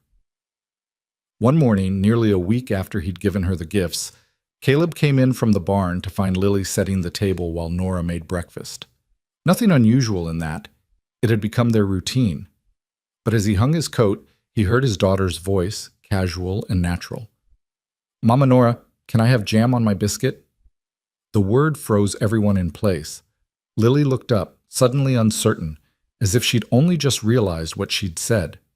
Nora stood motionless at the stove, her back to them, one hand pressed flat against the counter. Caleb's heart hammered. This was the moment. He could correct Lily, remind her that Nora wasn't really her mother, maintain the boundary that kept everything safely defined. Or he could let it stand. "Lily?" Nora said softly, still not turning around. "You don't have to call me that. But I want to." Lily's voice was small. "You said I could have an extra mama. Papa said we asked you and you said yes. So, can I?" Nora finally turned and Caleb saw tears streaming down her face. But she was smiling, truly smiling, in a way he'd never seen before. "Yes, sweetheart. You can call me whatever feels right to you." "Mama Nora?" Lily tested it again, her face lighting up. "Mama Nora? Mama Nora? Mama Nora?" She sang it like a song, dancing in place. Nora crossed to her and knelt, pulling the girl into her arms. "I love you, Lily. So very much." "I love you too, Mama." Caleb had to turn away, his own eyes burning. This was what he'd wanted. Lily happy, Lily healing. But watching it happen felt like standing at a crossroads without a map, unsure which direction would lead home. "Mr. Rourke?" Nora's voice was tentative. Are you all right with this?" He forced himself to turn back, to meet her uncertain gaze. "It's what Lily needs, what she wants. So yes." Relief flooded her features, but he saw the question lurking behind it. "What about what you want?" But she didn't ask, and he was grateful. He didn't have an answer yet. The next Sunday, they went to church as usual. But this time, when the whispers started, Nora didn't shrink. She walked beside Caleb with her head high, Sarah's ring visible on her finger, Lily's hand clasped firmly in hers. And when Margaret Hendricks made a pointed comment about desperation making men foolish, Caleb heard himself respond before he could think better of it. "Mrs. Hendricks, I wonder if you could share your expertise on raising happy, well-adjusted children, since yours turned out so well." The entire congregation knew Margaret's son was a drunk, and her daughter had run off to San Francisco and never written home. "Oh wait, perhaps Nora's the one we should be asking. Look at Lily." His daughter stood beside Nora, bright-eyed and confident, no trace of the fearful child she'd been 3 months ago. The contrast with Margaret's bitter countenance couldn't have been starker. Margaret's face went purple. "Well, No, you never did," Caleb agreed pleasantly. "That's the problem. Come on, Lily. Nora, let's find our seats." They sat in the third pew, and Caleb felt the weight of every eye in the church. But when he glanced at Nora, she was looking straight ahead, a tiny smile playing at her lips, and Lily was practically vibrating with pride. After the service, Thomas Pruitt approached them outside. Caleb tensed, expecting more of the same, but Thomas surprised him. "Caleb, I owe you an apology. And Mrs. Hale." He nodded to Nora. "I was wrong to judge without knowing. My Emma pointed out that it's none of my business how you run your household, and she's right. Your girl looks happy. That's what matters." Caleb blinked. "Thank you, Thomas." For what it's worth, Emma would like to call on Mrs. Hale sometime, if that would be acceptable. He looked uncomfortable, as if kindness didn't sit easy on him. "She says it's time this town remembered some Christian charity." "I'd like that very much," Nora said quietly. "Thank you." As they drove home, Lily chattered about the service while Caleb processed what had just happened. One small victory against the tide of gossip. One family willing to look past appearances to see truth. It wasn't much, but it was something. "You didn't have to defend me," Nora said later, when Lily had gone out to check on the chickens. "Yes, I did. It'll only make things worse with Margaret." "Let it. She's been a thorn in this town's side for 20 years. About time someone called her on it." He poured himself coffee. "Besides, what I said was true. Look at Lily. She's a different child than she was at Christmas. Children are resilient. They heal. Not without help. Not without someone who cares enough to put in the work." He met her eyes. "You did that. You're doing that. The town can think what it likes, but I know what I see." Color rose in her cheeks. "I'm just doing what you hired me to do." "No. You're doing considerably more than that." He set down his cup. "Nora, I need to apologize for how I've been. Distant, conflicted. making you feel like you had to constantly prove your worth. You lost your wife. You're allowed to grieve. Grief isn't an excuse for making you feel unwelcome in your own home, because this is your home now. I need you to believe that. She twisted Sarah's ring on her finger, a habit he'd noticed when she was nervous. I'm trying to. It's just, I've never really had a home before. Not one that felt permanent. So believing this is mine, that I'm allowed to stay, it's harder than you might think. Even with a 6-year-old calling you mama? Especially then. Her voice dropped. Because it means I have something to lose. And in my experience, the moment you start to care about something, that's when it gets taken away. The pain in her words cut deep. What kind of life had she lived? That stability felt like a prelude to loss. I can't promise nothing will ever go wrong, he said carefully. Life doesn't work that way. But I can promise you're not going to lose your place here through my doing. You're family now, Nora. That means something. Does it? She looked at him with those storm-colored eyes. Because family means different things to different people. To some it means loyalty and love.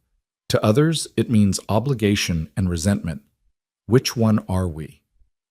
It was the most direct question she'd ever asked him, and he knew his answer mattered, knew she was asking something deeper than the surface words implied. I don't resent you, he said slowly.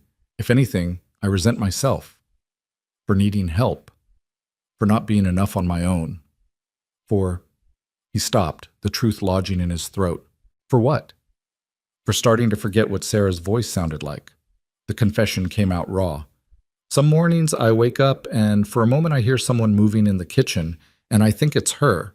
Then I remember and it's like losing her all over again. Except now there's guilt mixed in because part of me is relieved it's you. Relieved I don't have to do everything alone anymore. And that feels like betrayal. Nora was quiet for a long moment. When she spoke, her voice was gentle.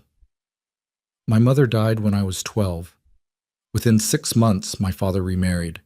I hated my stepmother for years, convinced she was trying to erase my mother. It took me a long time to understand that my father remarrying wasn't about replacing my mother. It was about surviving his grief, about choosing to keep living instead of dying alongside her. She paused. You're allowed to keep living, Mr. Rourke. Sarah would want that for you. How do you know what Sarah would want? Because I've read her letters, the ones she wrote to Lily before she died. At his shocked expression, she added quickly, Lily showed them to me. She wanted to share her mother with me. And in those letters, Sarah talked about how much she loved you both, how she wanted you to be happy, how she hoped, if the worst happened, you'd find a way to build a life worth living. Caleb's hands clenched. She wrote letters? 5 of them, 1 for each birthday until Lily turns 10. She wanted Lily to know her, to have something of her as she grew up. Nora's expression was soft. She never mentioned finding someone new for you, but she did say she hoped you wouldn't let grief make you forget how to live. That's not the same as permission to replace her, but it's not a demand that you stay frozen in the past either. He'd had no idea those letters existed. Sarah must have written them in the final days when the fever had her and they both knew she wouldn't recover. The thought of her weak and dying taking time to write to a daughter who wouldn't understand for years, it broke something open in his chest. I need to see them. Of course. They're Lily's and yours. I only read them because she asked me to. Nora stood. I'll get them. She returned with a ribbon-tied bundle, 5 envelopes in Sarah's careful script. Caleb took them with shaking hands, but didn't open them. Not yet. Not when he was already feeling too much. Thank you, he managed. Mr. Rourke, Caleb. It was the first time she'd used his given name. You don't have to choose between honoring Sarah and accepting me. There's room for both. I'm not asking to take her place. I'm just asking for my own place, however small it needs to be. But that was the problem, wasn't it? Her place wasn't small anymore. It had grown to fill corners of his life he hadn't realized were empty, and the thought of losing it, of losing her, had started to scare him almost as much as his grief for Sarah. Your place isn't small, he said roughly. That's what's terrifying. Before she could respond, Lily burst through the door, cheeks red from cold, clutching an egg. Look, the brown hen finally laid. The moment shattered, replaced by Lily's excitement and the practical business of daily life. but Caleb felt Nora's gaze on him for the rest of the evening, thoughtful and searching. That night, alone in his room, he finally opened Sarah's letters. The first was for Lily's 5th birthday, just after Sarah had died. The handwriting was shaky, but legible. My dearest Lily, you are 5 years old today, and I am not there to celebrate with you. This breaks my heart more than you can know, but I want you to understand something important. Death is not the end of love. I will love you forever, even from beyond. And I need you to know that it's all right to be happy, even though I'm gone. It's all right to laugh and play and grow. Your papa will take care of you. He's a good man, the best man. And if he finds someone to help him, someone to help you, that's all right too. Don't feel guilty for loving them. Love is not a finite resource. You can love me and love them both. Your heart is big enough for all of us. Caleb read it 3 times, tears blurring the words. Sarah had known. Even dying, she'd known he'd struggle with this exact thing, and she'd tried to give them both permission to move forward. The second letter was similar, full of love and encouragement. The third contained advice about growing up, about being brave and kind. The fourth talked about faith and doubt and finding your own path. But it was the 5th letter, meant for Lily's 10th birthday, that undid him completely. You're 10 now, old enough to understand some harder truths. I married your papa when we were both very young, barely more than children ourselves. We grew up together, learned together, built a life together. And I loved him with everything I had. But Lily, love isn't always enough. Sometimes sickness comes. Sometimes accidents happen. Sometimes people die too young, leaving holes that feel impossible to fill. When that happens, the people left behind have a choice. They can let the hole consume them, or they can find ways to keep living around it. I hope your papa chooses life. I hope he finds someone who makes the house feel warm again, who helps you grow into the wonderful person I know you'll become. And when he does, I hope you'll be kind to her. Because loving your papa and caring for you won't be easy. It will take someone special, someone brave and patient and strong. If he's found that person, if you're reading this and there's a woman in your life who's trying to be there for you, please give her a chance. Love her if you can. Not instead of me, but alongside the memory of me. Because the greatest gift you can give someone is to let them love you. Don't wall yourself off out of loyalty to me. I'm beyond walls now, but you and your papa still need to live.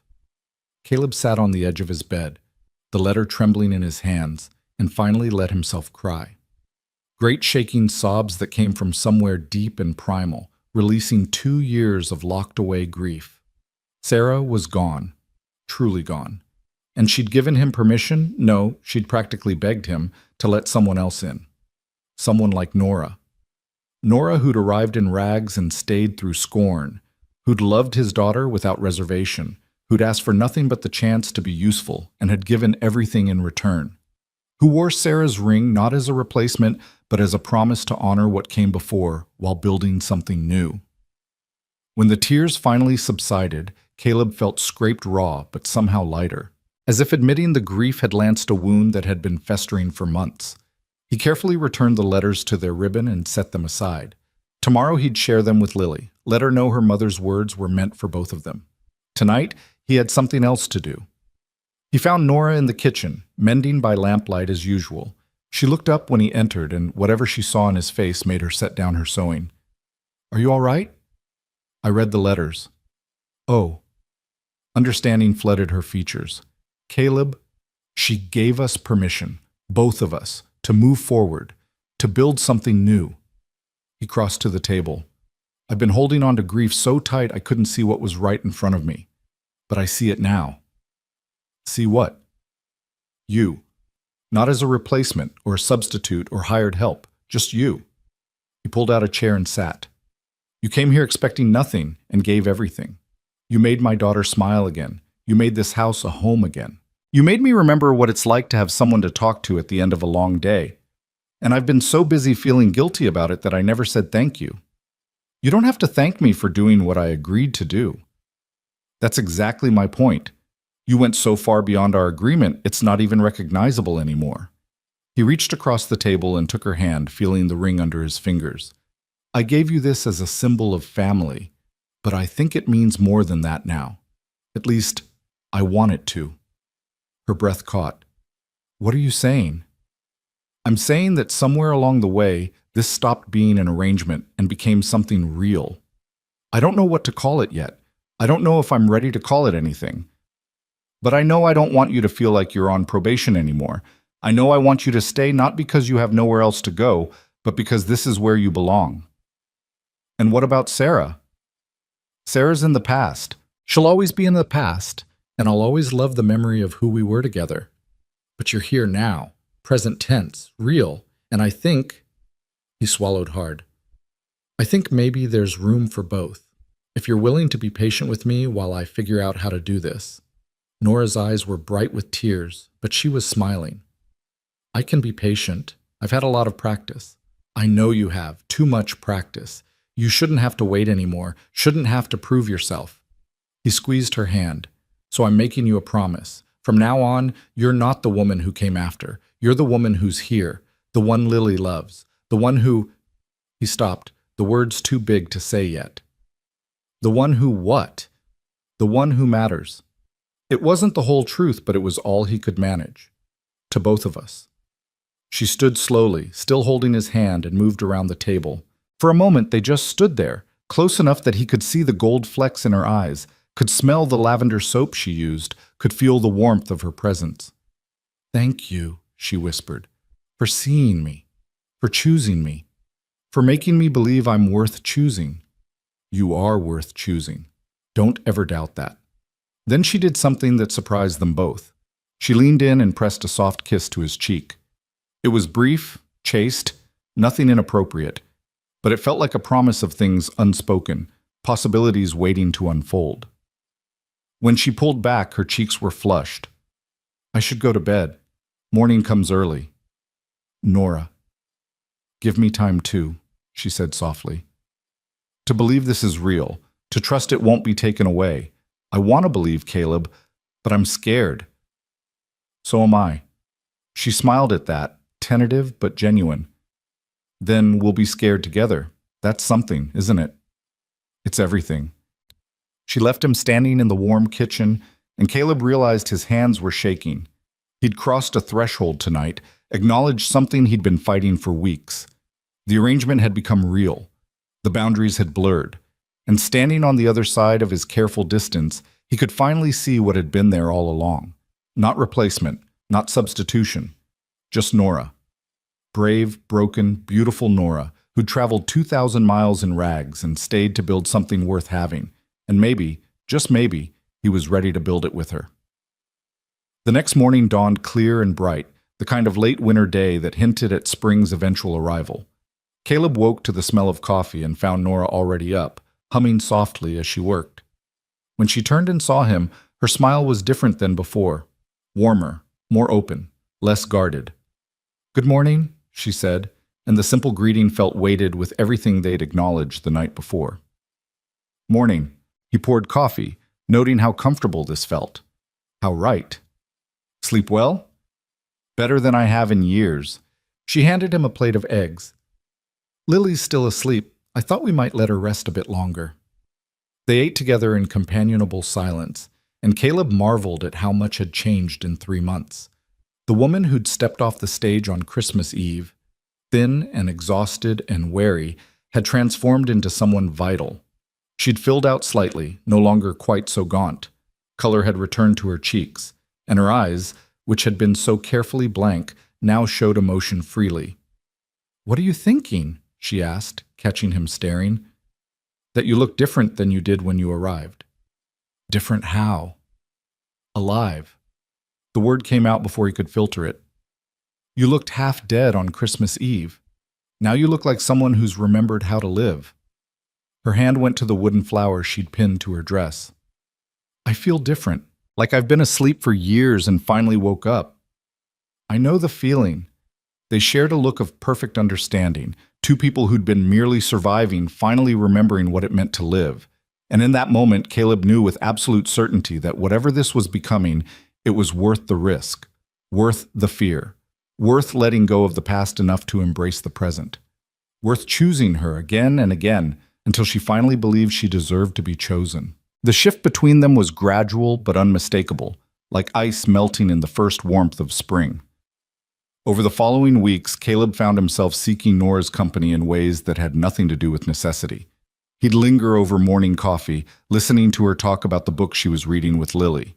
He'd ask her opinion on ranch decisions he'd always made alone. He'd find excuses to be in the kitchen while she cooked, drawn by something more than the smell of baking bread. And Nora bloomed under the attention. She laughed more readily, her smiles coming quicker and lasting longer. She'd brush against him in passing, small touches that felt deliberate. She'd meet his eyes across the table and hold his gaze, something unspoken passing between them. Lily noticed, of course.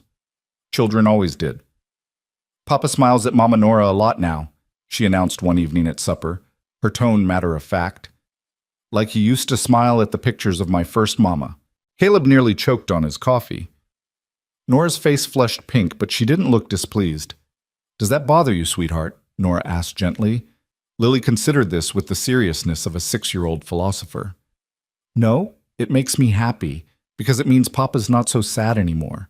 And it means you're staying forever, right?" "Right," Caleb said before Nora could hedge.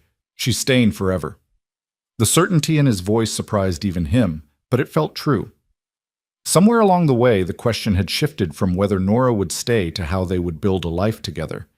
The details remained murky, but the destination was clear. That Sunday, Caleb made a decision. When they drove into town for church, he didn't help Nora down from the wagon with his usual polite distance.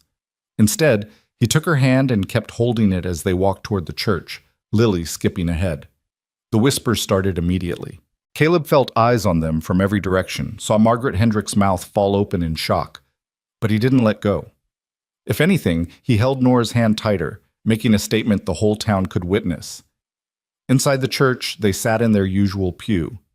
Caleb was acutely aware of every glance, every murmur. Beside him, Nora sat straight-backed and dignified, but he could feel the tension in her frame. When the service began and they stood to sing, he shifted closer until their shoulders touched. A tiny gesture, but deliberate. After the service, instead of hurrying to the wagon as they usually did, Caleb steered them toward the small gathering of families that always lingered to socialize. Nora's hand tensed in his, but she didn't pull away. "Caleb!" Thomas Pruitt approached with his wife Emma, a kind-faced woman who'd always been friendly. "Mrs. Hale. Good to see you both." "Thomas." "Emma." Caleb nodded. "I wanted to extend an invitation," Emma said, addressing Nora directly. "We're having a quilting circle at our house next Thursday. I'd be honored if you'd join us." Nora's surprise was evident. That's very kind. Thank you." "It's about time this town remembered its manners," Emma said pointedly, her gaze sweeping the gathered crowd. "You're one of us now, whether certain people like it or not." Margaret Hendricks, standing nearby, stiffened visibly. Emma Pruitt, You hardly think at all, Margaret, and that's the problem." Emma's voice remained pleasant, but steel ran beneath. "Mrs. Hale has done nothing but care for that child and keep a good home. If that's not worthy of respect, I don't know what is." A ripple went through the crowd. For months, Margaret had held court over the town's opinion, and no one had challenged her. Now Emma Pruitt, well-respected, church-going Emma, was drawing a line in the dirt. "Well, I never," Margaret sputtered. "No, you never do," Caleb said quietly. "You never give people the benefit of doubt.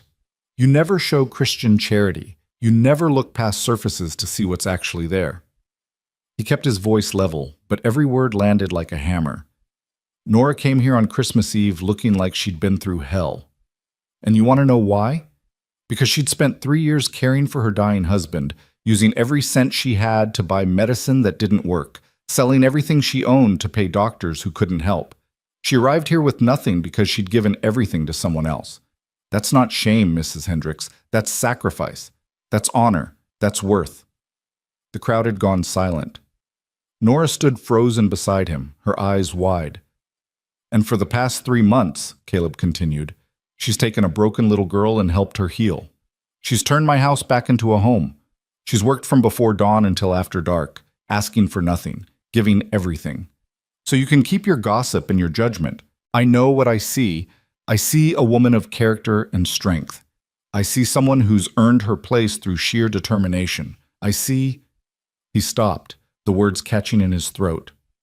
"What do you see, Mr. Rourke?" Margaret's voice dripped with false sweetness. Caleb looked at Nora, really looked at her, and the truth rose up so clearly he wondered how he'd missed it for so long. "I see my future," he said simply, "if she'll have it." Nora's breath caught audibly. Around them the silence deepened, every ear straining to hear. "Caleb," she whispered, "what are you—" "I'm saying what should have been said weeks ago." He turned to face her fully, still holding her hand. "I'm saying you're not here because I needed help. You're here because you belong here. With me. With Lily. With us. But Sarah would want me to be happy. Would want Lily to be happy. And we are, Nora. Because of you." He squeezed her hand. "I'm not asking you to replace her. I'm asking you to build something new with me. Something that honors what was while embracing what is." Tears spilled down Nora's cheeks, in front of the whole town, especially in front of the whole town. So everyone knows. So there's no more question about your place or your worth. He raised his voice slightly. "Nora Hale is my family. She's Lily's mother in every way that matters. And anyone who has a problem with that can take it up with me directly." The challenge hung in the air. Margaret Hendricks looked like she'd swallowed a lemon, but significantly she said nothing. A few people shifted uncomfortably, but several others were nodding approval. Emma Pruitt was beaming. "Well said, Caleb," Thomas called out. "Well said indeed." Others echoed the sentiment, voices rising in a chorus of support that drowned out any lingering whispers.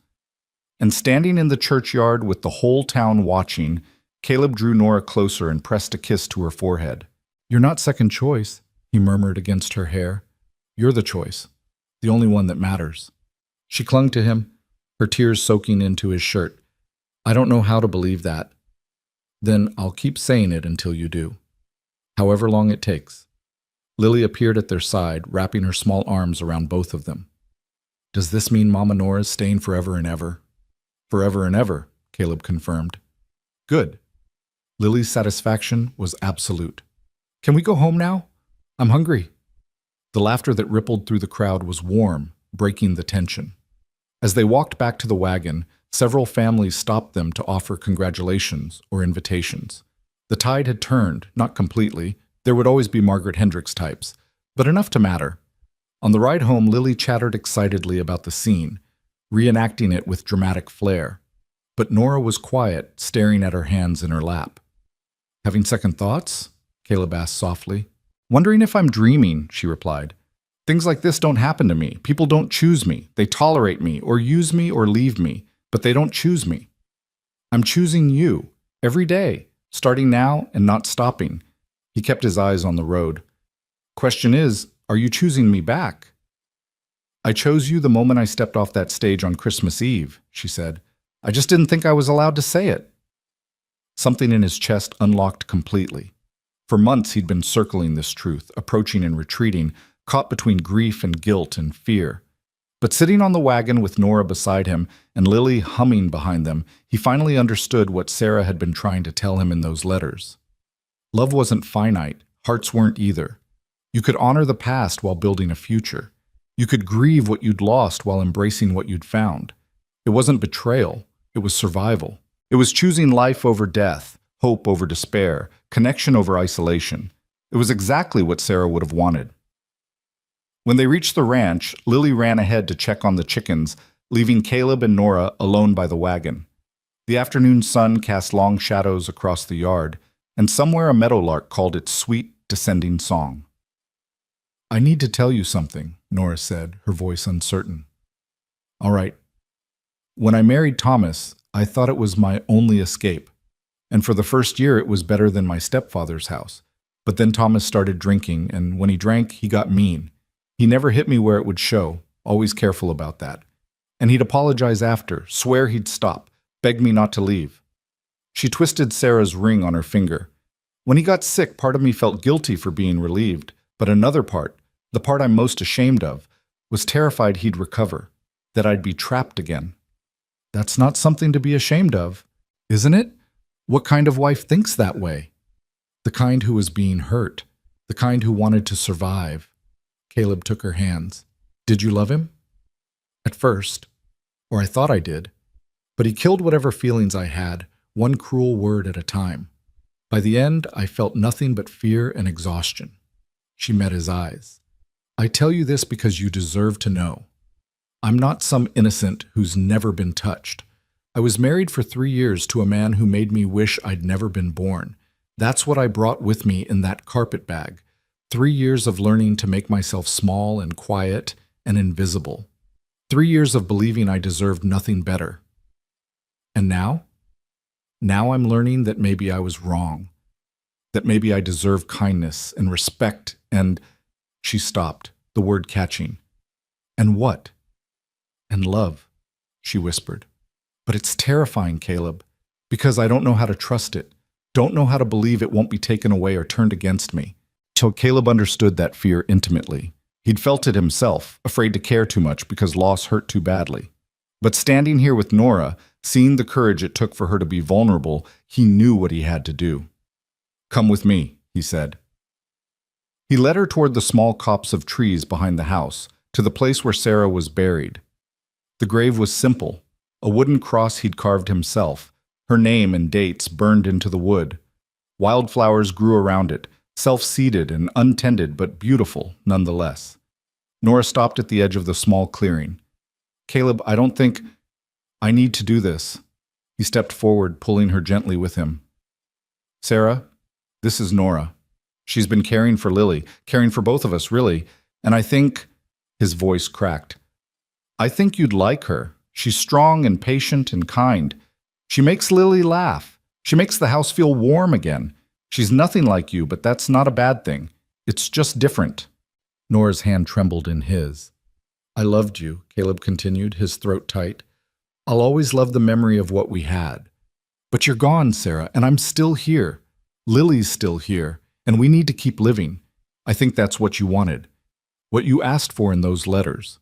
He paused.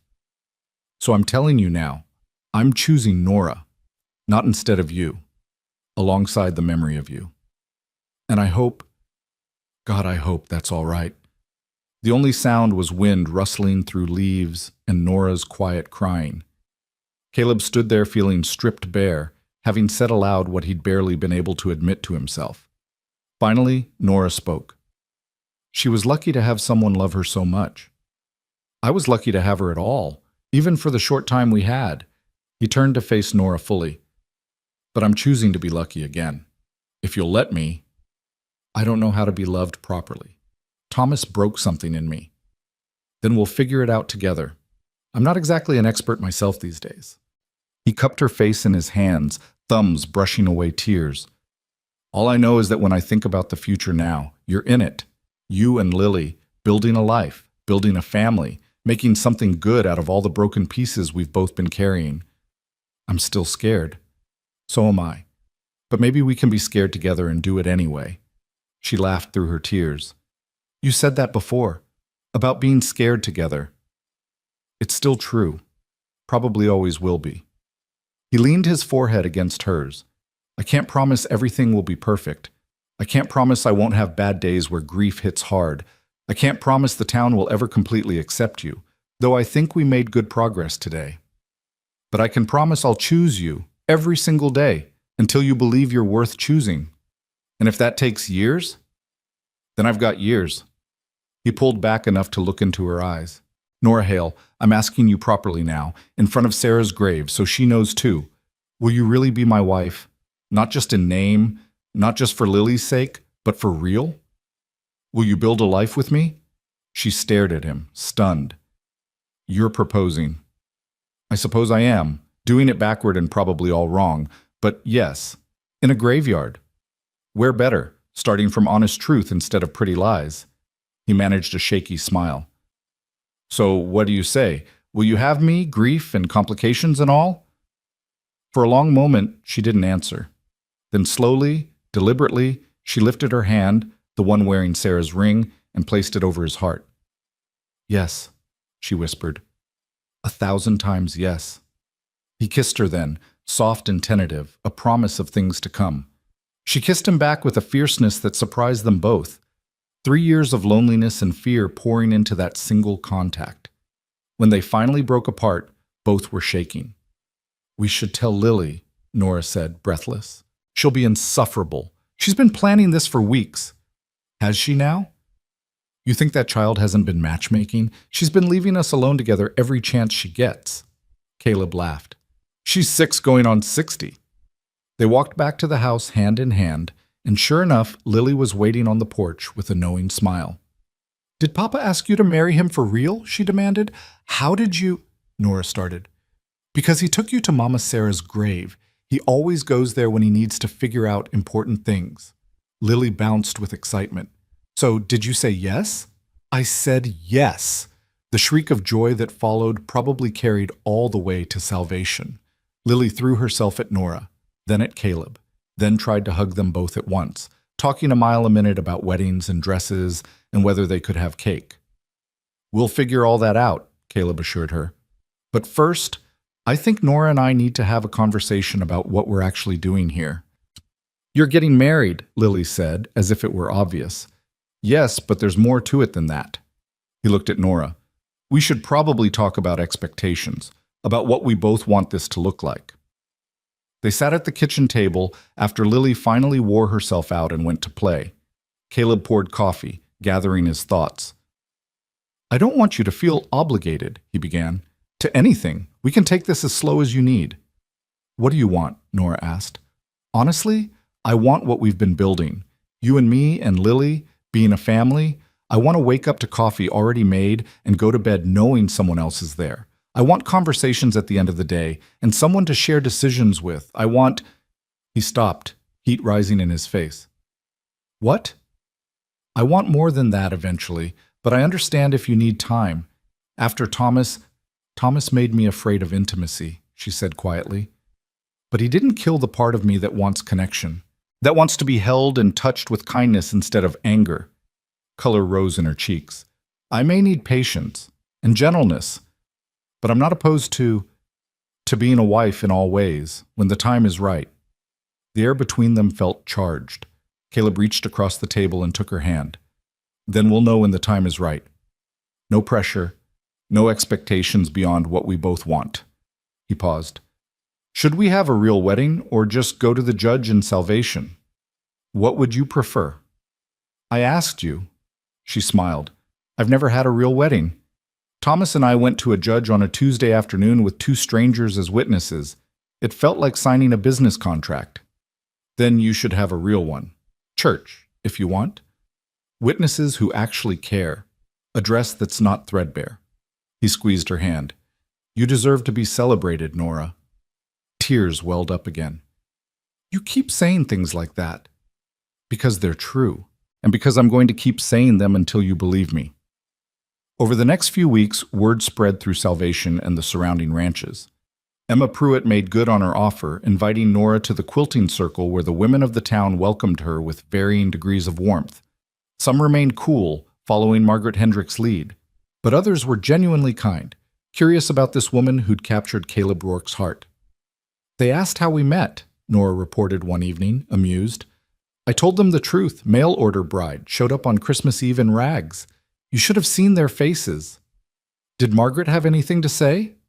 "Oh, she had plenty to say, but Emma shut her down beautifully, pointed out that Ruth in the Bible was also a stranger who came from nothing and became a great woman." Nora grinned. Margaret couldn't argue with Scripture. Caleb pulled her close, marveling at how natural it felt now to have her in his arms. "I'm proud of you for going, for holding your ground." "I'm learning from the best." She kissed his jaw. "You've been showing me how to stand up for myself since Christmas."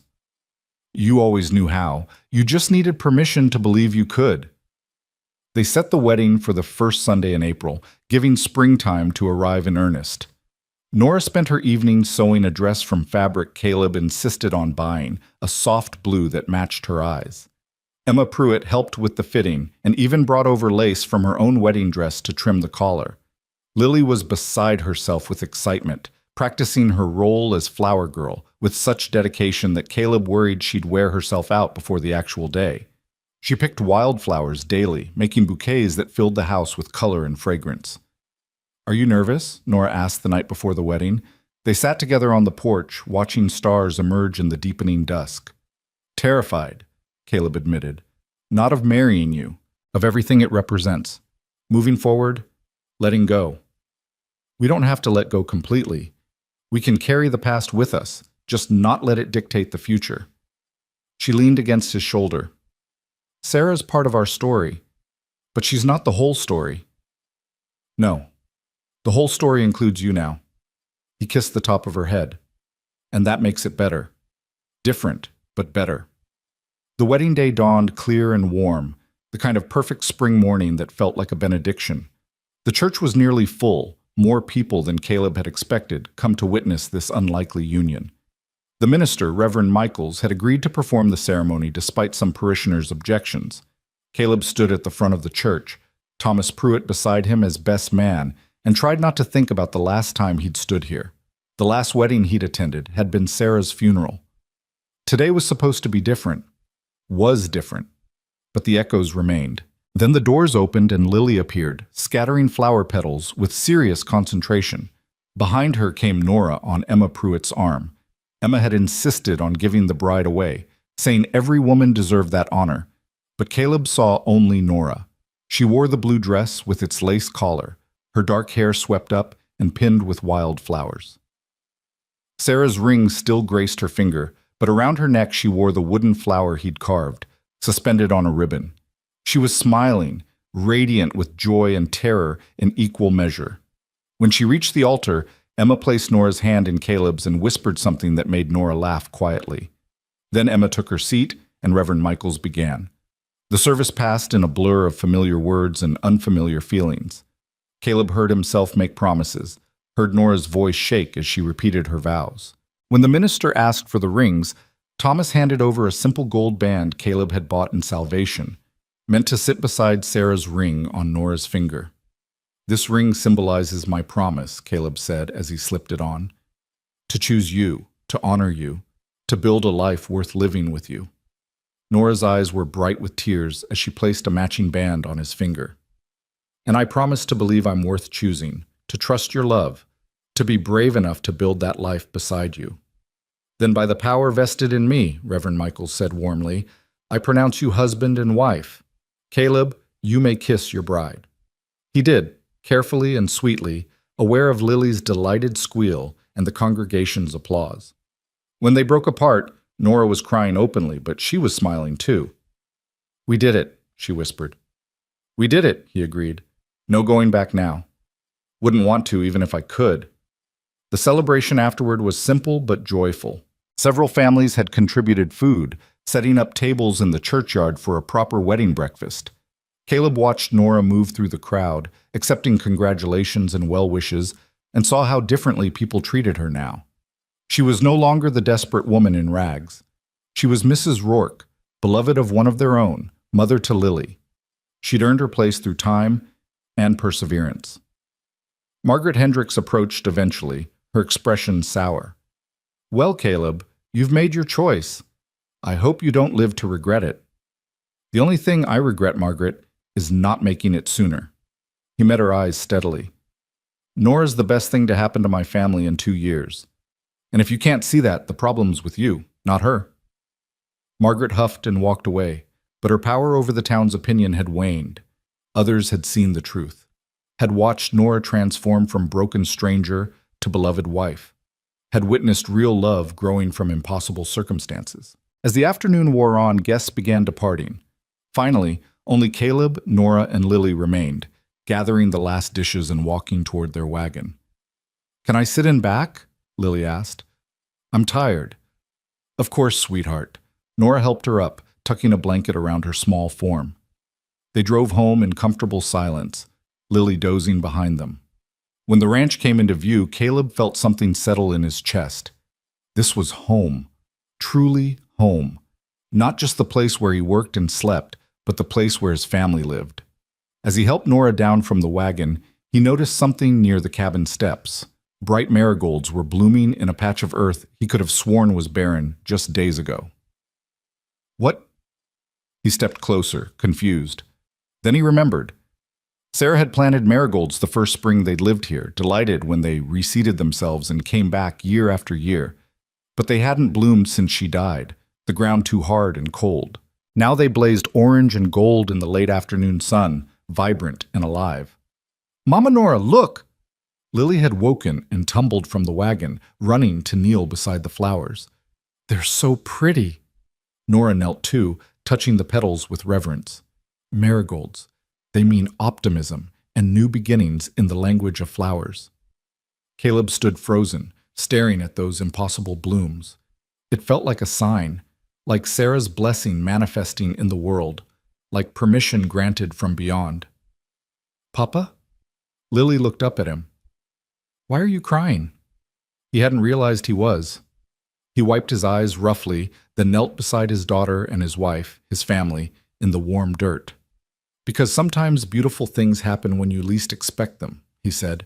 "Sometimes life surprises you. Sometimes you get second chances." Nora took his hand, understanding in her eyes. Together they looked at the flowers. Sarah's flowers, blooming again after 2 years of silence. Not replacing the past, just making room for the future. "We should go inside," Nora said softly. "It's getting late." Caleb stood and offered her his hand. She took it without hesitation. Lily grabbed both their free hands, creating a linked chain of 3. Together, they walked into the cabin. Their cabin. Their home. The door closed behind them with a gentle sound, shutting out the cold and the doubt and the pain of the past. Inside, lamplight glowed warm, the smell of home. Coffee and bread and life lived together, wrapped around them like an embrace. Caleb looked at Nora, really looked at her, and saw not the desperate woman in rags who'd appeared on Christmas Eve, but the strong, courageous woman she'd always been underneath. The woman who'd survived poverty and abuse and loss, who'd traveled 2,000 miles on faith alone, who'd loved his daughter with fierce devotion, who'd chosen him despite every reason to protect her heart. "Welcome home, Mrs. Rourke," he said. She smiled, that radiant smile that transformed her entire face. "I've been home since Christmas, Mr. Rourke. I just didn't know I was allowed to stay." "You're allowed. You're wanted. You're loved." He pulled her close, feeling Lily wrap herself around both their legs. "And you're never leaving. None of us are. We're home. Finally, completely home." Outside, the marigold swayed in the evening breeze, bright against the darkening earth. Above, stars began to emerge, distant and eternal. The wind carried the scent of spring across the Wyoming plains. New growth, fresh possibilities, life beginning again. And in the small cabin where grief had once held dominion, 3 hearts beat in rhythm. 3 souls found rest. 3 broken pieces made whole. The man who'd lost everything had found something new. The woman who'd expected nothing had received everything. The child who'd feared abandonment had gained a mother who would never leave. They were family now, chosen, not by circumstance, but by love. Built not on perfection, but on honesty and courage, and the simple decision to keep trying. It wasn't the story Caleb had imagined writing, wasn't the happy ending Sarah had dreamed of, but it was real and true and worth every moment of fear it had taken to reach. And standing in the lamplight with his wife in his arms and his daughter at his feet, Caleb Rourke understood at last what Sarah had known all along. Love wasn't finite. Hearts could hold room for yesterday and today and tomorrow all at once. You could honor the past while embracing the future. You could grieve and heal simultaneously. You could be broken and whole in the same breath. You could see worth in rags and choose love over fear. You could come home. They had.